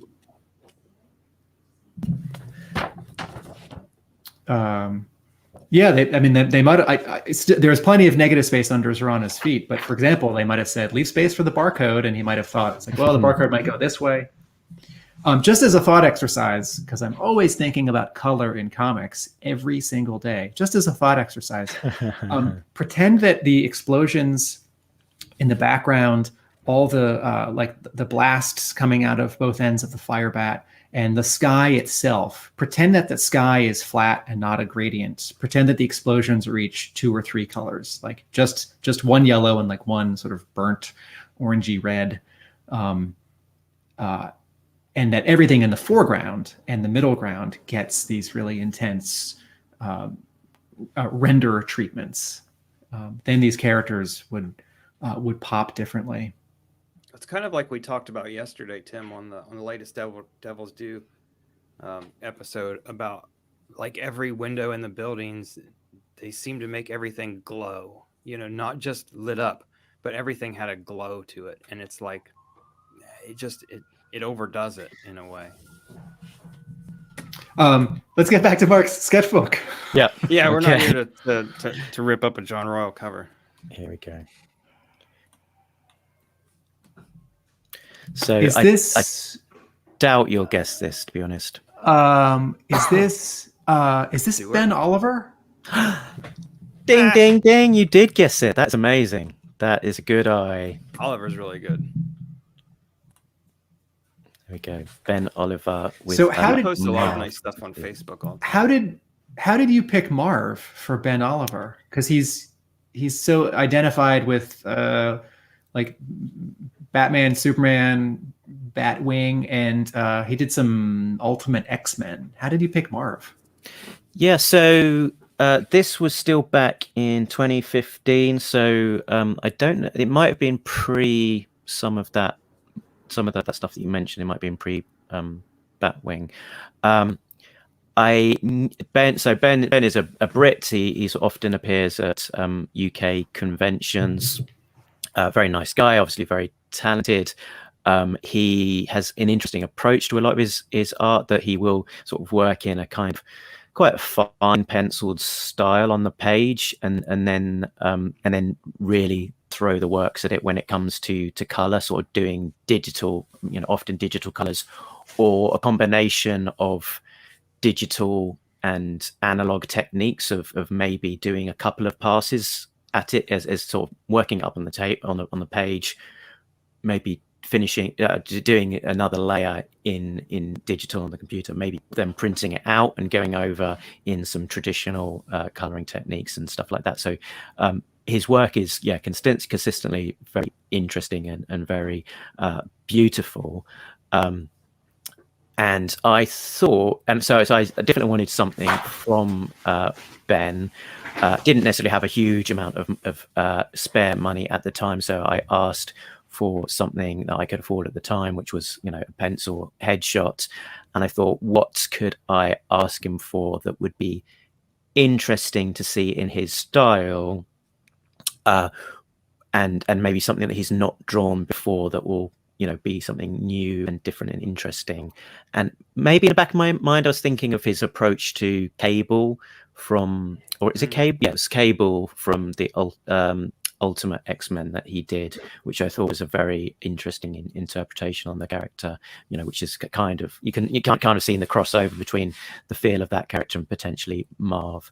Might be in that was in the back of my mind when I asked him for this particular character. And he's gone on to draw him a couple of times since, but this was the very first time that he'd drawn him. So here's a nerd question. In your mind, when you were making this request, or maybe in talking it over with Ben Oliver, were you thinking comic book Marv or movie Marv? More so comic book, but yeah, I guess it would be with the awareness that the movie had been out, and Ben does lean into more realistic takes, I guess. So yeah. Yeah, So I didn't want to. I left it up to him entirely. I think we probably discussed a couple of options about character, but I don't think I gave him any direction beyond just choosing the character and then leaving it up to him in terms of all of the decisions that he had to take after that point. I always think that Marv, as a character, must carry so many boxes of Band-Aids / plasters. I was He must just get thinking, I through was them. like, would he really put those Band-Aids on or just walk around with open wounds? I'm almost thinking he just walked around with open wounds. Yeah, trying to remember in the original story, does someone else put them on him? Because I think it's his probation officer puts them on him. Although he ends up with them so often, it probably was a combination of different times. I've got this really cool PVC statue of That's a Marv. different style. Is that Kid Robot? Yeah. I can't remember the name of the designer of this one. I don't think it is Kid Robot. But yeah, if you do a Google, it will turn up, and it comes with these Band-Aids that are basically just strips of sticky paper, and it is up to you how you choose to apply them yourself. So this is my artistic choice of how Marv is applying his Band-Aids. That's fun.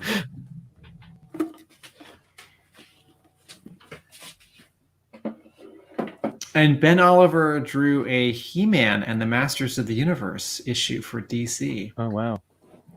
Yeah, he's one of these artists who's done a lot of just a lot of variety of just one thing here, one thing there. So yeah, his name sort of crops up in a lot of different places because it's not just being consistent.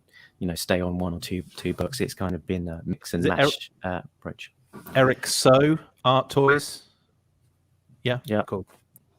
Just to play, just in case people are wanting to check that out, because that's really fun. I like that a lot. Cool. Shall I? I guess we haven't actually talked about this the way that we've talked about some of the other drawings. I love how his shirt or coat on the bottom disappears into the abstraction of lines that are drawn. That's the edge of the drawing where the artist stops drawing it, and it stops being a person or clothing, and it starts being lines on paper.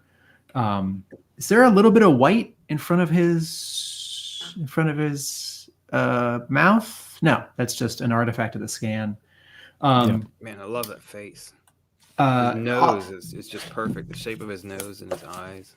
Oliver really understands facial anatomy, and really. as Mark alluded, when he's drawing people in comics, they look like real people. And he did an issue of Multiversity, the Grant Morrison 12-issue thing, and he draws sort of young, attractive superheroes in it, and they really look like a lot of comics artists, people are sort of either 5 years old, 10 years old, or the sort of uber 18 to 40.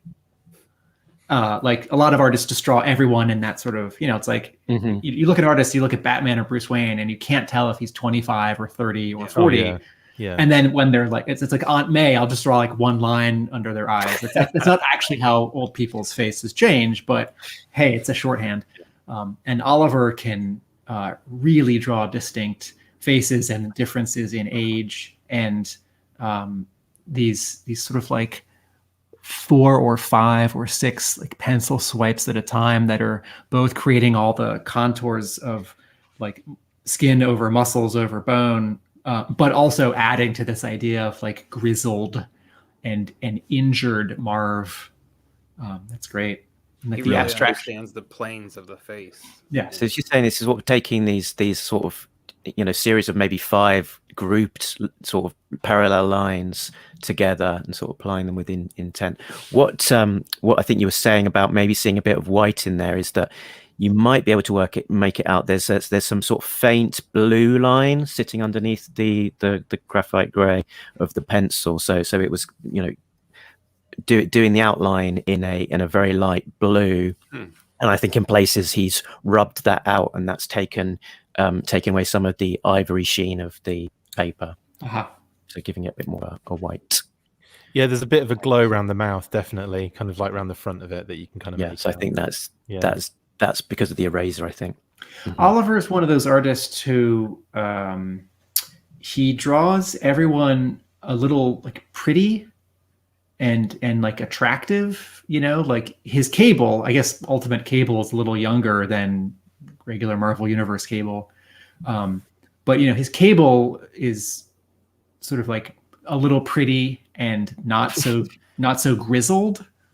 And even this Marv is there's a handsome aspect to it, isn't there? Yeah. Like Frank Miller, that's for sure. Yeah, I mean, like Frank Miller draws like a lot of ugly, weird-looking people. Yeah, because like Frank Miller's style is it's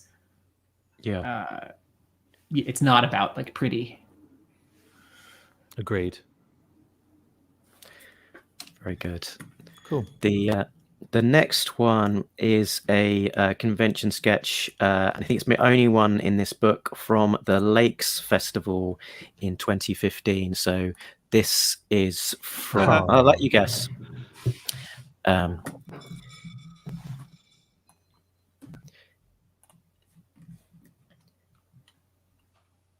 It is Kate Beaton.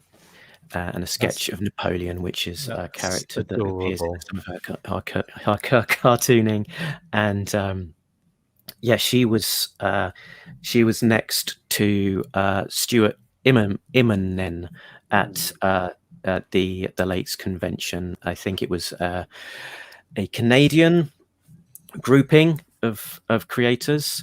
Keep them together. Don't let them separate.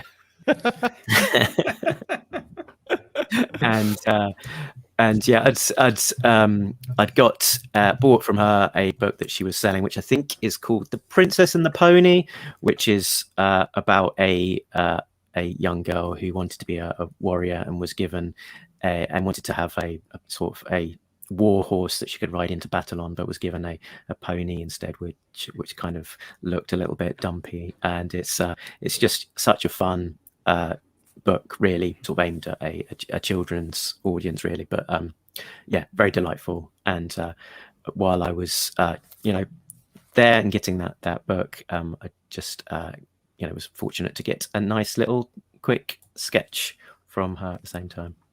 It's so much personality in this as well, like really cute little character kind of things going on. It's a very, again, like very simple but very kind of lots coming out of the page at you, which is always something that has amazed me with a lot of the sketches we've seen doing these shows, is just from so little you can create so much. And it's kind of like a constant theme from looking at these sketches is just little cute little details, like again the position, the lean, the way the eyes are looking up, to that and that angle, and the way the hands are on the hips and everything, and there's this kind of like wry smile, but then like the eyebrows, and just lots of little details that create a lot of character. It's really, really, really cute. In American adventure style comics, like all these guys who were drawing 2000 AD, and Jack Kirby and Gil Kane and Romita and Ditko and Buscema, that is a different tradition than a cartoonist here, like Kate Beaton. Like, she's looking at other stuff. She's looking at children's books and children's book authors. I'm saying this as a guess, not as a like I know Beaton or I've like read up on a biography. Sure. Like this has more to do with children's books and like animation and character design. And this is not to say that an artist like this couldn't or wouldn't draw like quote regular, like superhero anatomy. One of the things that I really appreciate, the thing primarily that I appreciate about Beaton is that her major book, Hark! Hark! A Vagrant, is one of those books at my shop, which sold like crazy. And we didn't have to do anything. Yeah. And there are these two categories that we're sort of like aware of and waiting for and chasing at my store. One is the evergreen, like Mouse, Watchmen, Fun Home, right? Like excellent books that people know about and like they know that they want to read sooner or later.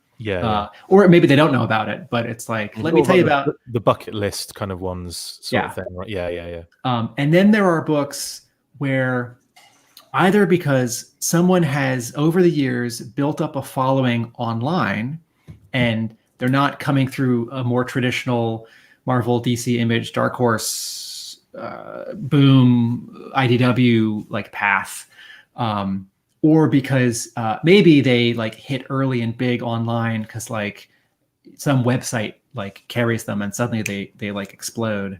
But like, you know, someone keys me into a book like Hark a Vagrant and it just sells like crazy for 2 years, and it's great. And then, you know, 2 years later, like the follow-up collection, Step Aside, pops, shows up. And like, we don't have to do anything. Like we put a copy in the window, we put like a stack of copies in our new release section or in the like alternative section, sort of face out, and like people come in and buy it. People come in, do you have the new Kate Beaton? Whereas, you know, like amazing books like Transformers More Than Meets the Eye, or like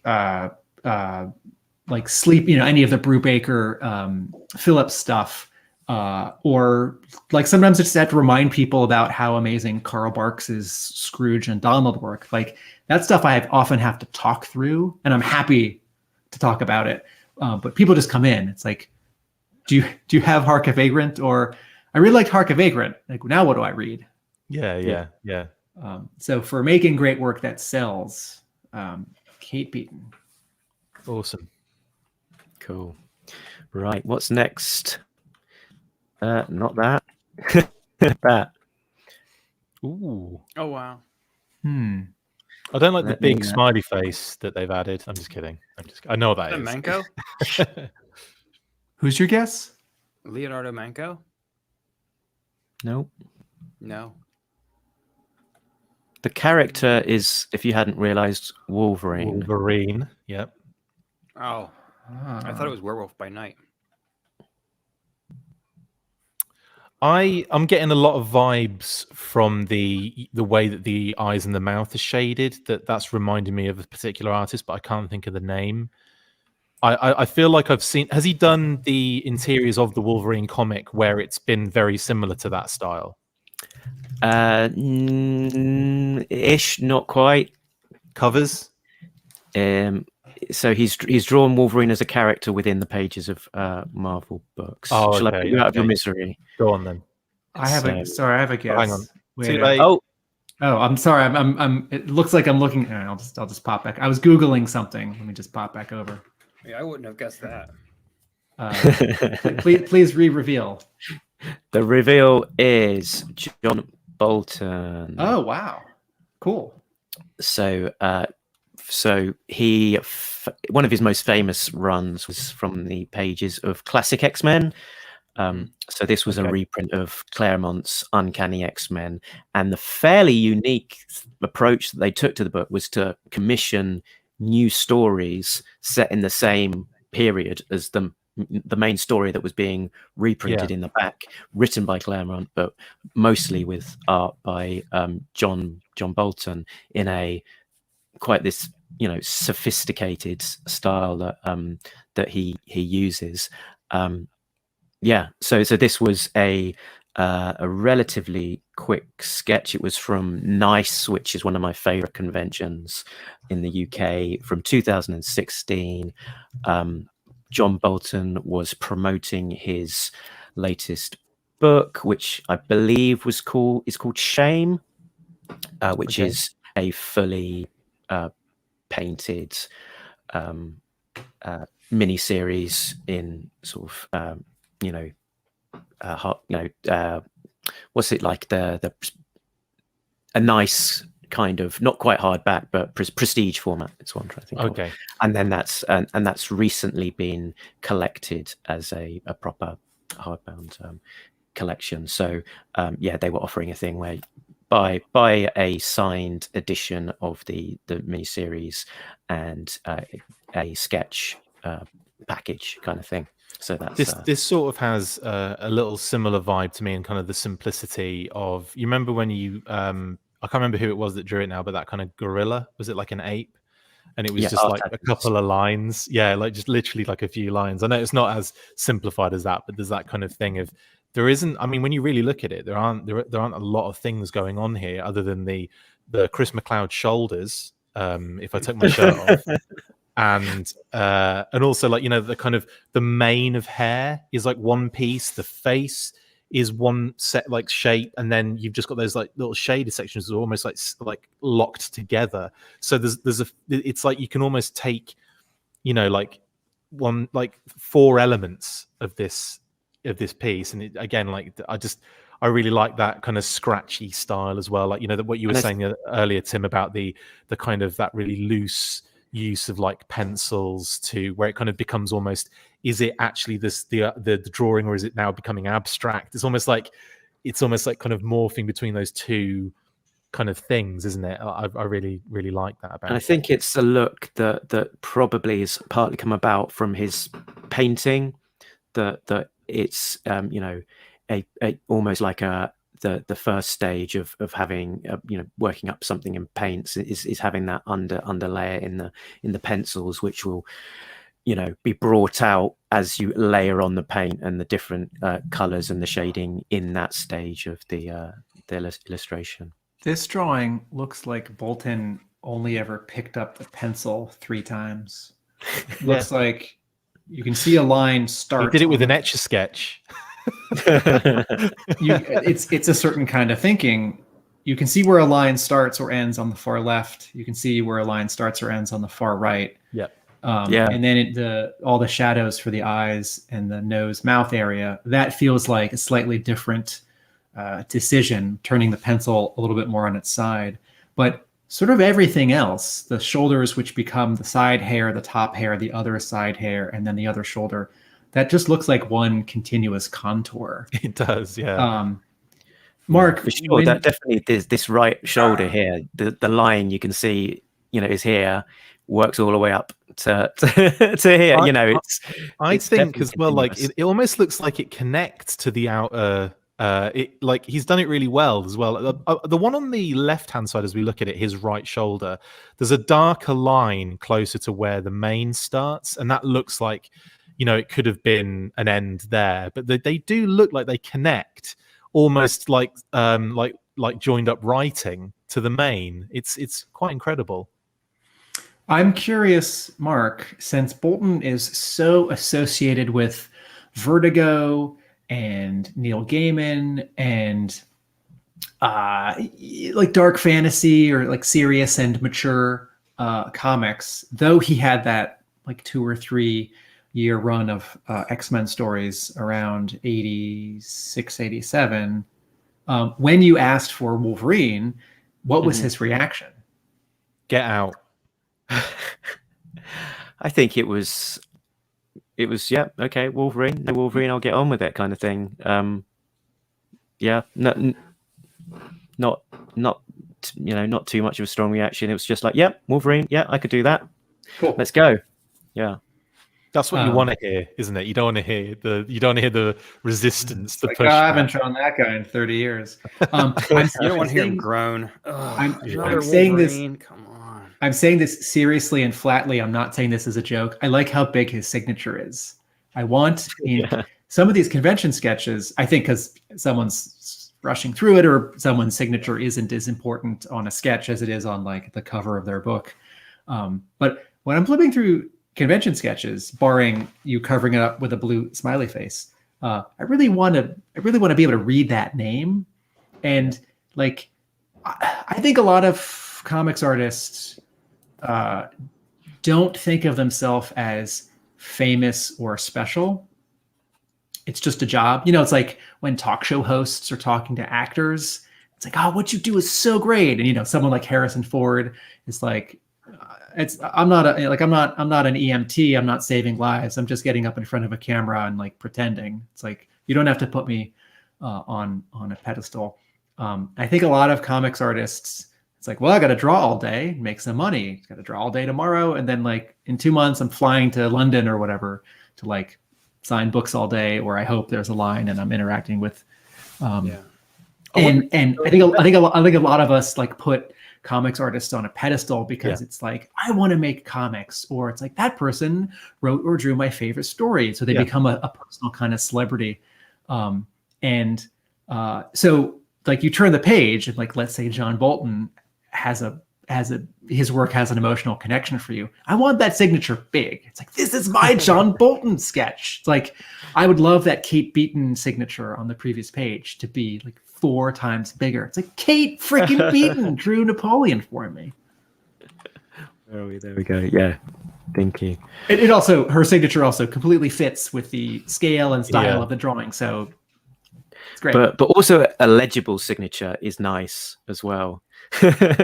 so that when you're getting on and your memory's fading, particularly if it's an indie creator that you're not familiar with and you're just sort of taking a chance and supporting someone that you're not familiar with their work, look at their signature and go, oh yeah, it's that guy. I can look it up and whatever. The third sketch in my convention sketchbook, I don't know who it is, and I'll never be able to figure it out. Oh no! And it's like a fun little sketch, and they're not like super famous. It was an indie person, and I think why wasn't like on the inside front cover? Why didn't I just start writing down the names like a table of contents in order? Oh, that's such a shame, isn't it? But it'll make a good story when I dig that sketchbook out of storage in 2 years and bring it to this live stream. Oh, and if someone can ID it as well, that'd be amazing, wouldn't it? Oh, I did that for you, Tim. How did you what I've done now is nice. This sort of thing. So it's saying the artist, the character, the place, and the year, just to help me with my old memory. Because certainly the place and the year is probably the thing that's going to fade. What was that you held up? Was that a Word document? I don't think I've ever seen that before. Was that a bit of paper with writing? That was a bit of paper with writing on it. It's a photocopy of the front of the sketchbook. That was a spreadsheet before spreadsheets. So Mark, some version of that list is in the sketchbook itself. Yeah, that's the front inside page of the content. There. That's great. Cool. Good thinking, Mark. Yeah, good work. Do you have one more after the John Bolton? I have 2, and then we're done. So, oh, that's nice. Is this? Oh, the signature. Simon. There is a Simon. Is that the first or the surname?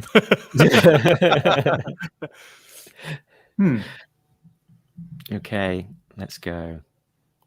Gain. Oh, I was going to guess Simon Gain, but then I thought, no, it's a last name.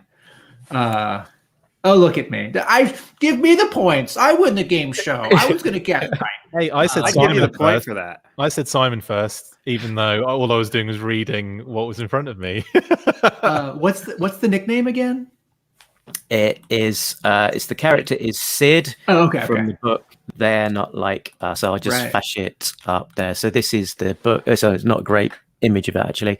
So that's I think the front cover to the first trade paperback, and it's the book itself.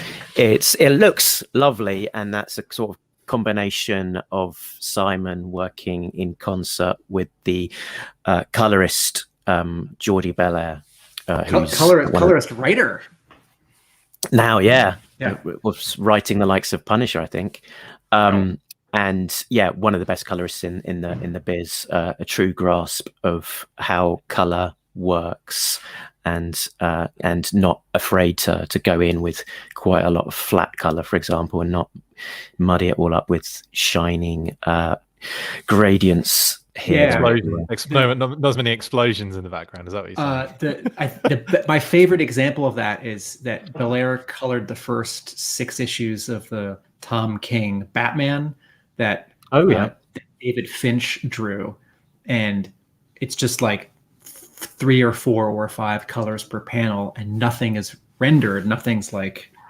Anyway, tell us about this cool Simon Gaines sketch and where and what do you ask for? So this was Thought Bubble 2016.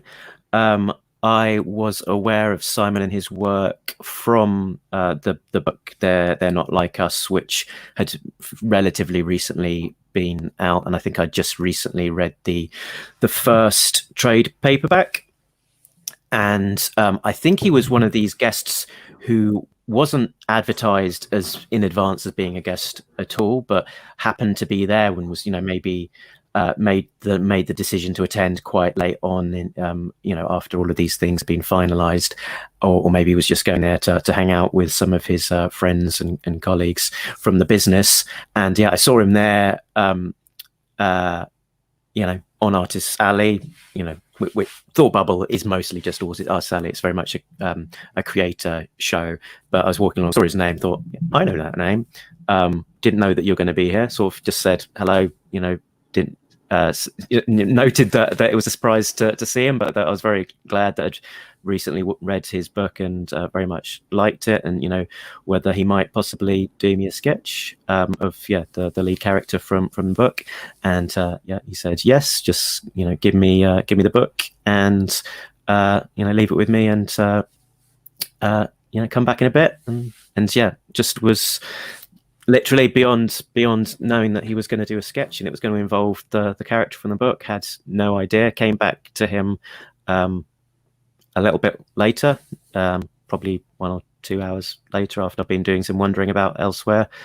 Came back to that, and very pleasantly surprised. A great, very polished, beautiful looking piece. I was going to say sketch, but I think it'd be unfair to call it a sketch when it looks as polished as this does. I love There's a lot of work in that. I was going to say I love the all the different shades of kind of grey being used there. It's absolutely really striking. Love it. Yeah, and I think it might be kind of a watercolor wash, or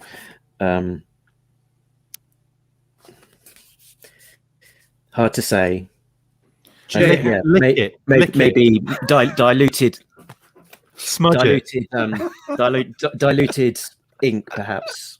Jay, what does the inking here say to you, or how does it strike you? I mean, it's very good. It's I don't want to say. I think Mark's right. I think it's more like a watercolor rather than like Copics. It could be Copics. But yeah, the shading and the placement of the colors is very nice. The line work on that tree is great. Yeah, the inking is so delicate. Her hair, how it's almost a stippling, but it's still a continuous line for the texture of the bark. Oh god, yeah, that's wicked, isn't it? Yeah. I like how it's almost like. I think that was kind of. Go on, Jay. Sorry. Almost like Chris. Yeah, like a. Yeah. Like a It's probably pattern. like a Pentel pocket brush or something like that is being used and sort of just pushing it down as you're pressing the line up. I know it's kind of obvious to state, and that would have gone through their mind as well, but the way that the lines move with the exterior line of the tree shape is really good. Like, do you know what I mean? Like, it's like, obviously that's you're gonna do that. You're gonna have that outline of the actual shape of the tree is going to then like marry up with the motion and the movement of the lines within it.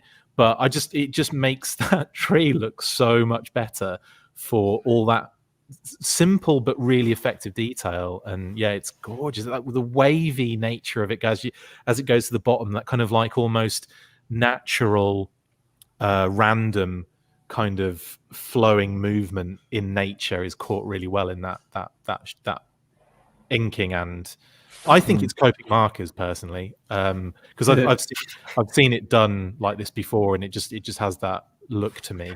Yeah, I think it's a brush. No, I think all the there's tone, too much organic.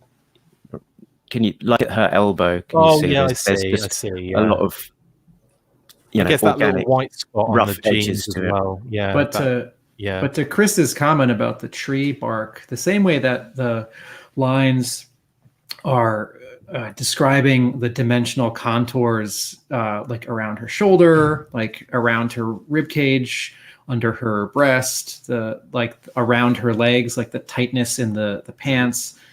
These bark lines with a different sort of surface treatment are describing the like surface contour of the tree. Like it's not. You can tell the tree has kind of a twist to it. Yeah. And the bark, everything wraps around it.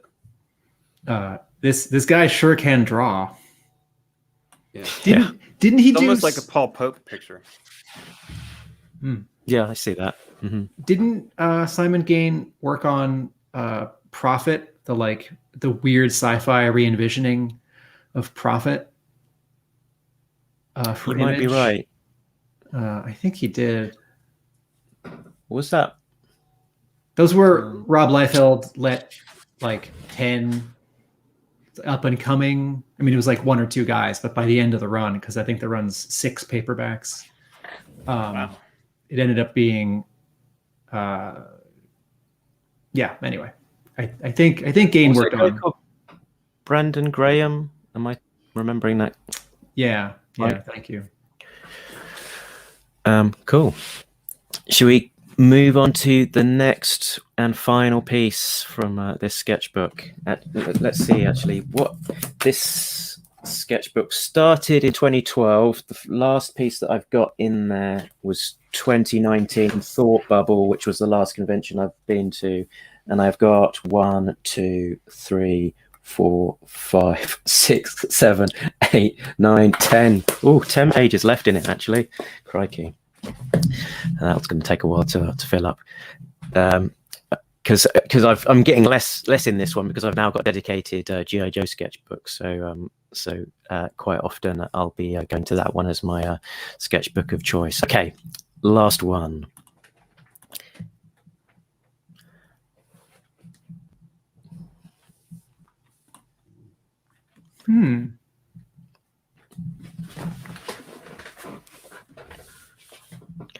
Do you recognize the character?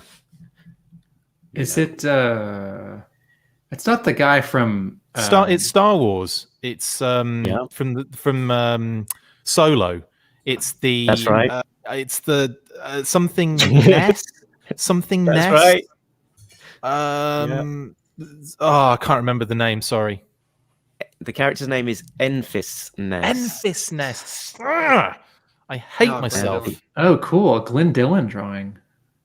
Because I really do like that helmet. Very often. That's awesome. So Glenn Dillon is the brother of Steve Dillon. Obviously very famous UK artist, but he's also a very successful artist in his own right. He collaborated quite a lot with Steve, I believe, in the UK comic industry and some I think they worked on Deadline together and some of these kind of more indie publications. And Glenn went off into the movie business, so he's done a lot of design work for films, so particularly in the Star Wars franchise. So I think he's worked on maybe 2 out of the 3 of the trilogy part 3, and obviously Solo.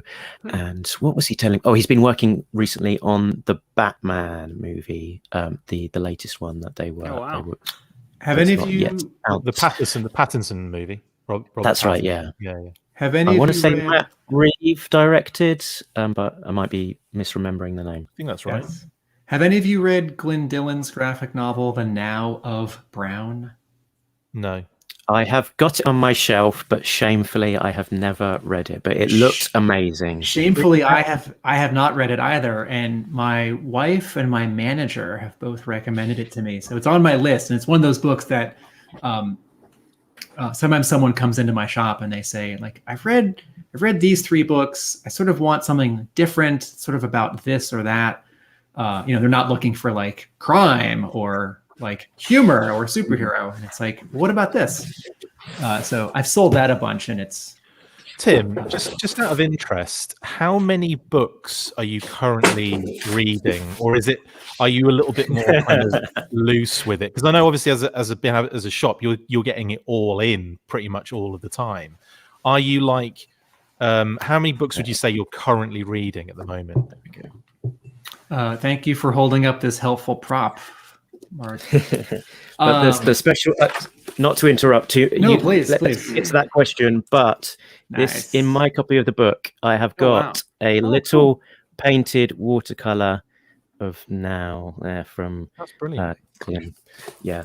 A little I will bonus leave sketch for the episode. Exactly. Yeah. I will leave that out because I do need to read it because it does look incredible, and I've heard lots of good things about it. But yeah, I just have got too many books and never get to read all of them. I do things like this instead. Too many books, not enough time. To answer Chris's question, if you mean like monthly or regular series, probably 25. But during the pandemic, it's sort of easier because I'm not doing hours at the store. And I probably read like 3 graphic novels, 2 or 3 every month, and a lot of those are sort of new, like young adult books or sort of the it books, so that I can stay current. Cool. And then some of them are like the books that I want to read or I'm rereading. Like I was rereading Daredevil Fall of the Kingpin, which is like the final Lee Weeks issues with D.G. Chichester from the early 90s. Nice. And that's an old book, and I pulled it off my shelf, and I thought, I've always wanted to reread this. I wonder if it holds up. Yeah. Can you go back to the drawing, Mark? Yeah. Probably. Okay. Did Dylan do one of the earlier Vertigo series called Egypt? Did he do the artwork for that? It was maybe like an 8-issue series. I'm not sure who it was written by. I'm not familiar with it, but if he was credited on it, then that sounds entirely plausible. I think that was the name because it was the only time I'd ever seen. I just asked the internet. Yes. The answer is yes. Who wrote that? Peter Milligan. I just stopped asking the internet, so that's gone. Yeah, Peter Milligan for 90s Vertigo is a fairly safe bet. So okay, so it's a nice looking book. So you're in front of Glenn Dillon. Did you know him as a Star Wars concept artist? Is there like a bunch of Star Wars for sure around him, or is he just at a table? So I've got like these handsome books, these like Star Wars design art of books. Star Wars kind of things. Yeah. There we go. So sort of in these books they have just all of these lovely design pieces that concept work and stuff like that. Or the concept art, and they've had for this trilogy of films they had a number of comic book artists that were working on particularly the costume design. So there was Glenn Dillon, Chris Weston, Jock, Tunsi. What's his surname? I'm not going to remember his surname. I think it begins with a Z. So a lot of these guys sort of working together and collaborating. But I was aware from these books and also I think his Instagram that that he was working on there, and looked for his name when I saw it on the guest list. And at this convention I was half there as punter, but also half working, supporting the artist Ian Kennedy at his table. You were a one. So did you ask for this character? Did you ask for a Star Wars character? Yes. Yeah. So I knew that I wanted to get a something from him that was related to Star Wars that he had worked on. So because this was a character that he had specifically designed himself, he chose this. He chose this technically. I chose this one because I thought it was just such an interesting design, and it's not just going to be him, redrawing something that is Batman. Exactly. Yeah. Batman from Solo, a Star Wars story. Ask him. Batman would have been fine because he was working on Batman at the time. So ask him to draw I meant comic book Batman as the like default for a convention sketch. You know, Yeah, it's like yeah, yeah. you see Stan Lee, you're like, can you draw me Batman? He's like, I'm not an artist, true believer. He'll probably say something along the lines of, "I'm contractually not allowed to draw you Batman at the moment because it's all under NDA." Or he'd tell you that he created Batman. You could ask Glenn Dillon to draw you a character that was in the earlier version of Solo that didn't get released before they reshot and retooled outfits. Can you draw the bad guy before they replaced those scenes with a different actor? Because he might have designed that bad guy. Yeah, and Peter, my brother, he got something from an X-wing fighter pilot from Glenn, because he appeared in Rogue One as an This is my brother now. He was an extra on Rogue One, so he was an X-wing fighter pilot himself. Cool. So he was sort of doing a collection of. He was an extra wing pilot. Yeah. Very good, Chris. Yeah. This drawing. That's why we keep you around, Chris. This drawing, I love how sketchy it is, as exciting as it is when convention sketches are, hour, 2 hour, like commissions with ink or tone or even color. For my own style preference, but also just sort of knowing that faster, rougher art means more people can get them. My preference is always, like the 60-second sketch, the 4-minute sketch. And I actually wouldn't want anything more. This character is slightly, its head is tipped forward. There's a gesture here, even though it's a straight on shot and the character is sort of centered in the page. And then, just as a little, I think, inadvertent compositional flourish, right? It like emphasizes one side more than the other because the like chest, shoulder, scratchy shading comes down to the bottom right. The signature is down. Yeah, I like how it does that. I get the sense that this character's tall. I get the sense that this character is like looking down at us. The helmet is. Yeah. It's the I forget her name, the actor who plays this particular character. Yeah, it's a redheaded girl. She's in Falcon and the Winter Soldier at the moment as she plays Carrie in that, doesn't she? So she's a really, really good actor, and I can't remember her name. I feel really bad, so I'm just going to quickly double check. Sorry, I've misidentified this character in Solo is female. Yeah. Okay, sorry. It's kind of the. It's the reveal at the end. Erin Kellyman is her name, and she's really, really, really good actor. Love her. So through the film, you're expecting it's some sort of burly big guy, and it's kind of a reveal in the last moment. Takes off the mask. Oh, it's a young girl. That's unexpected. Yeah. Right. Yeah, there we go. Let me zoom in on that. For you. There we go. Bop. Oh yeah, she's the bad guy on Falcon and the Winter Soldier. Yeah. Bad gal. She's the very best at what she is. Yeah. So how do we wrap this up? Are you threatening or tempting us with a fourth sketchbook review sooner or later, Mark? Well, we've got a whole bunch of stuff for future sketchbooks. So we've got.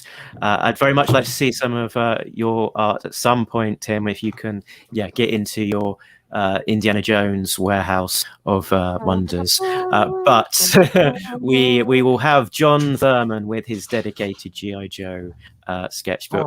And since the last one, we've got. I'll keep it a mystery, but there's been a few people that have been in touch, or I've been in touch with them, and sort of waiting in the wings to have show off their own collection. So there is no shortage of this stuff, and there's actually in terms of my collection, we've basically covered one sketchbook, so we've not touched any of my original art. Pages are from published art, some of them the larger commissioned art.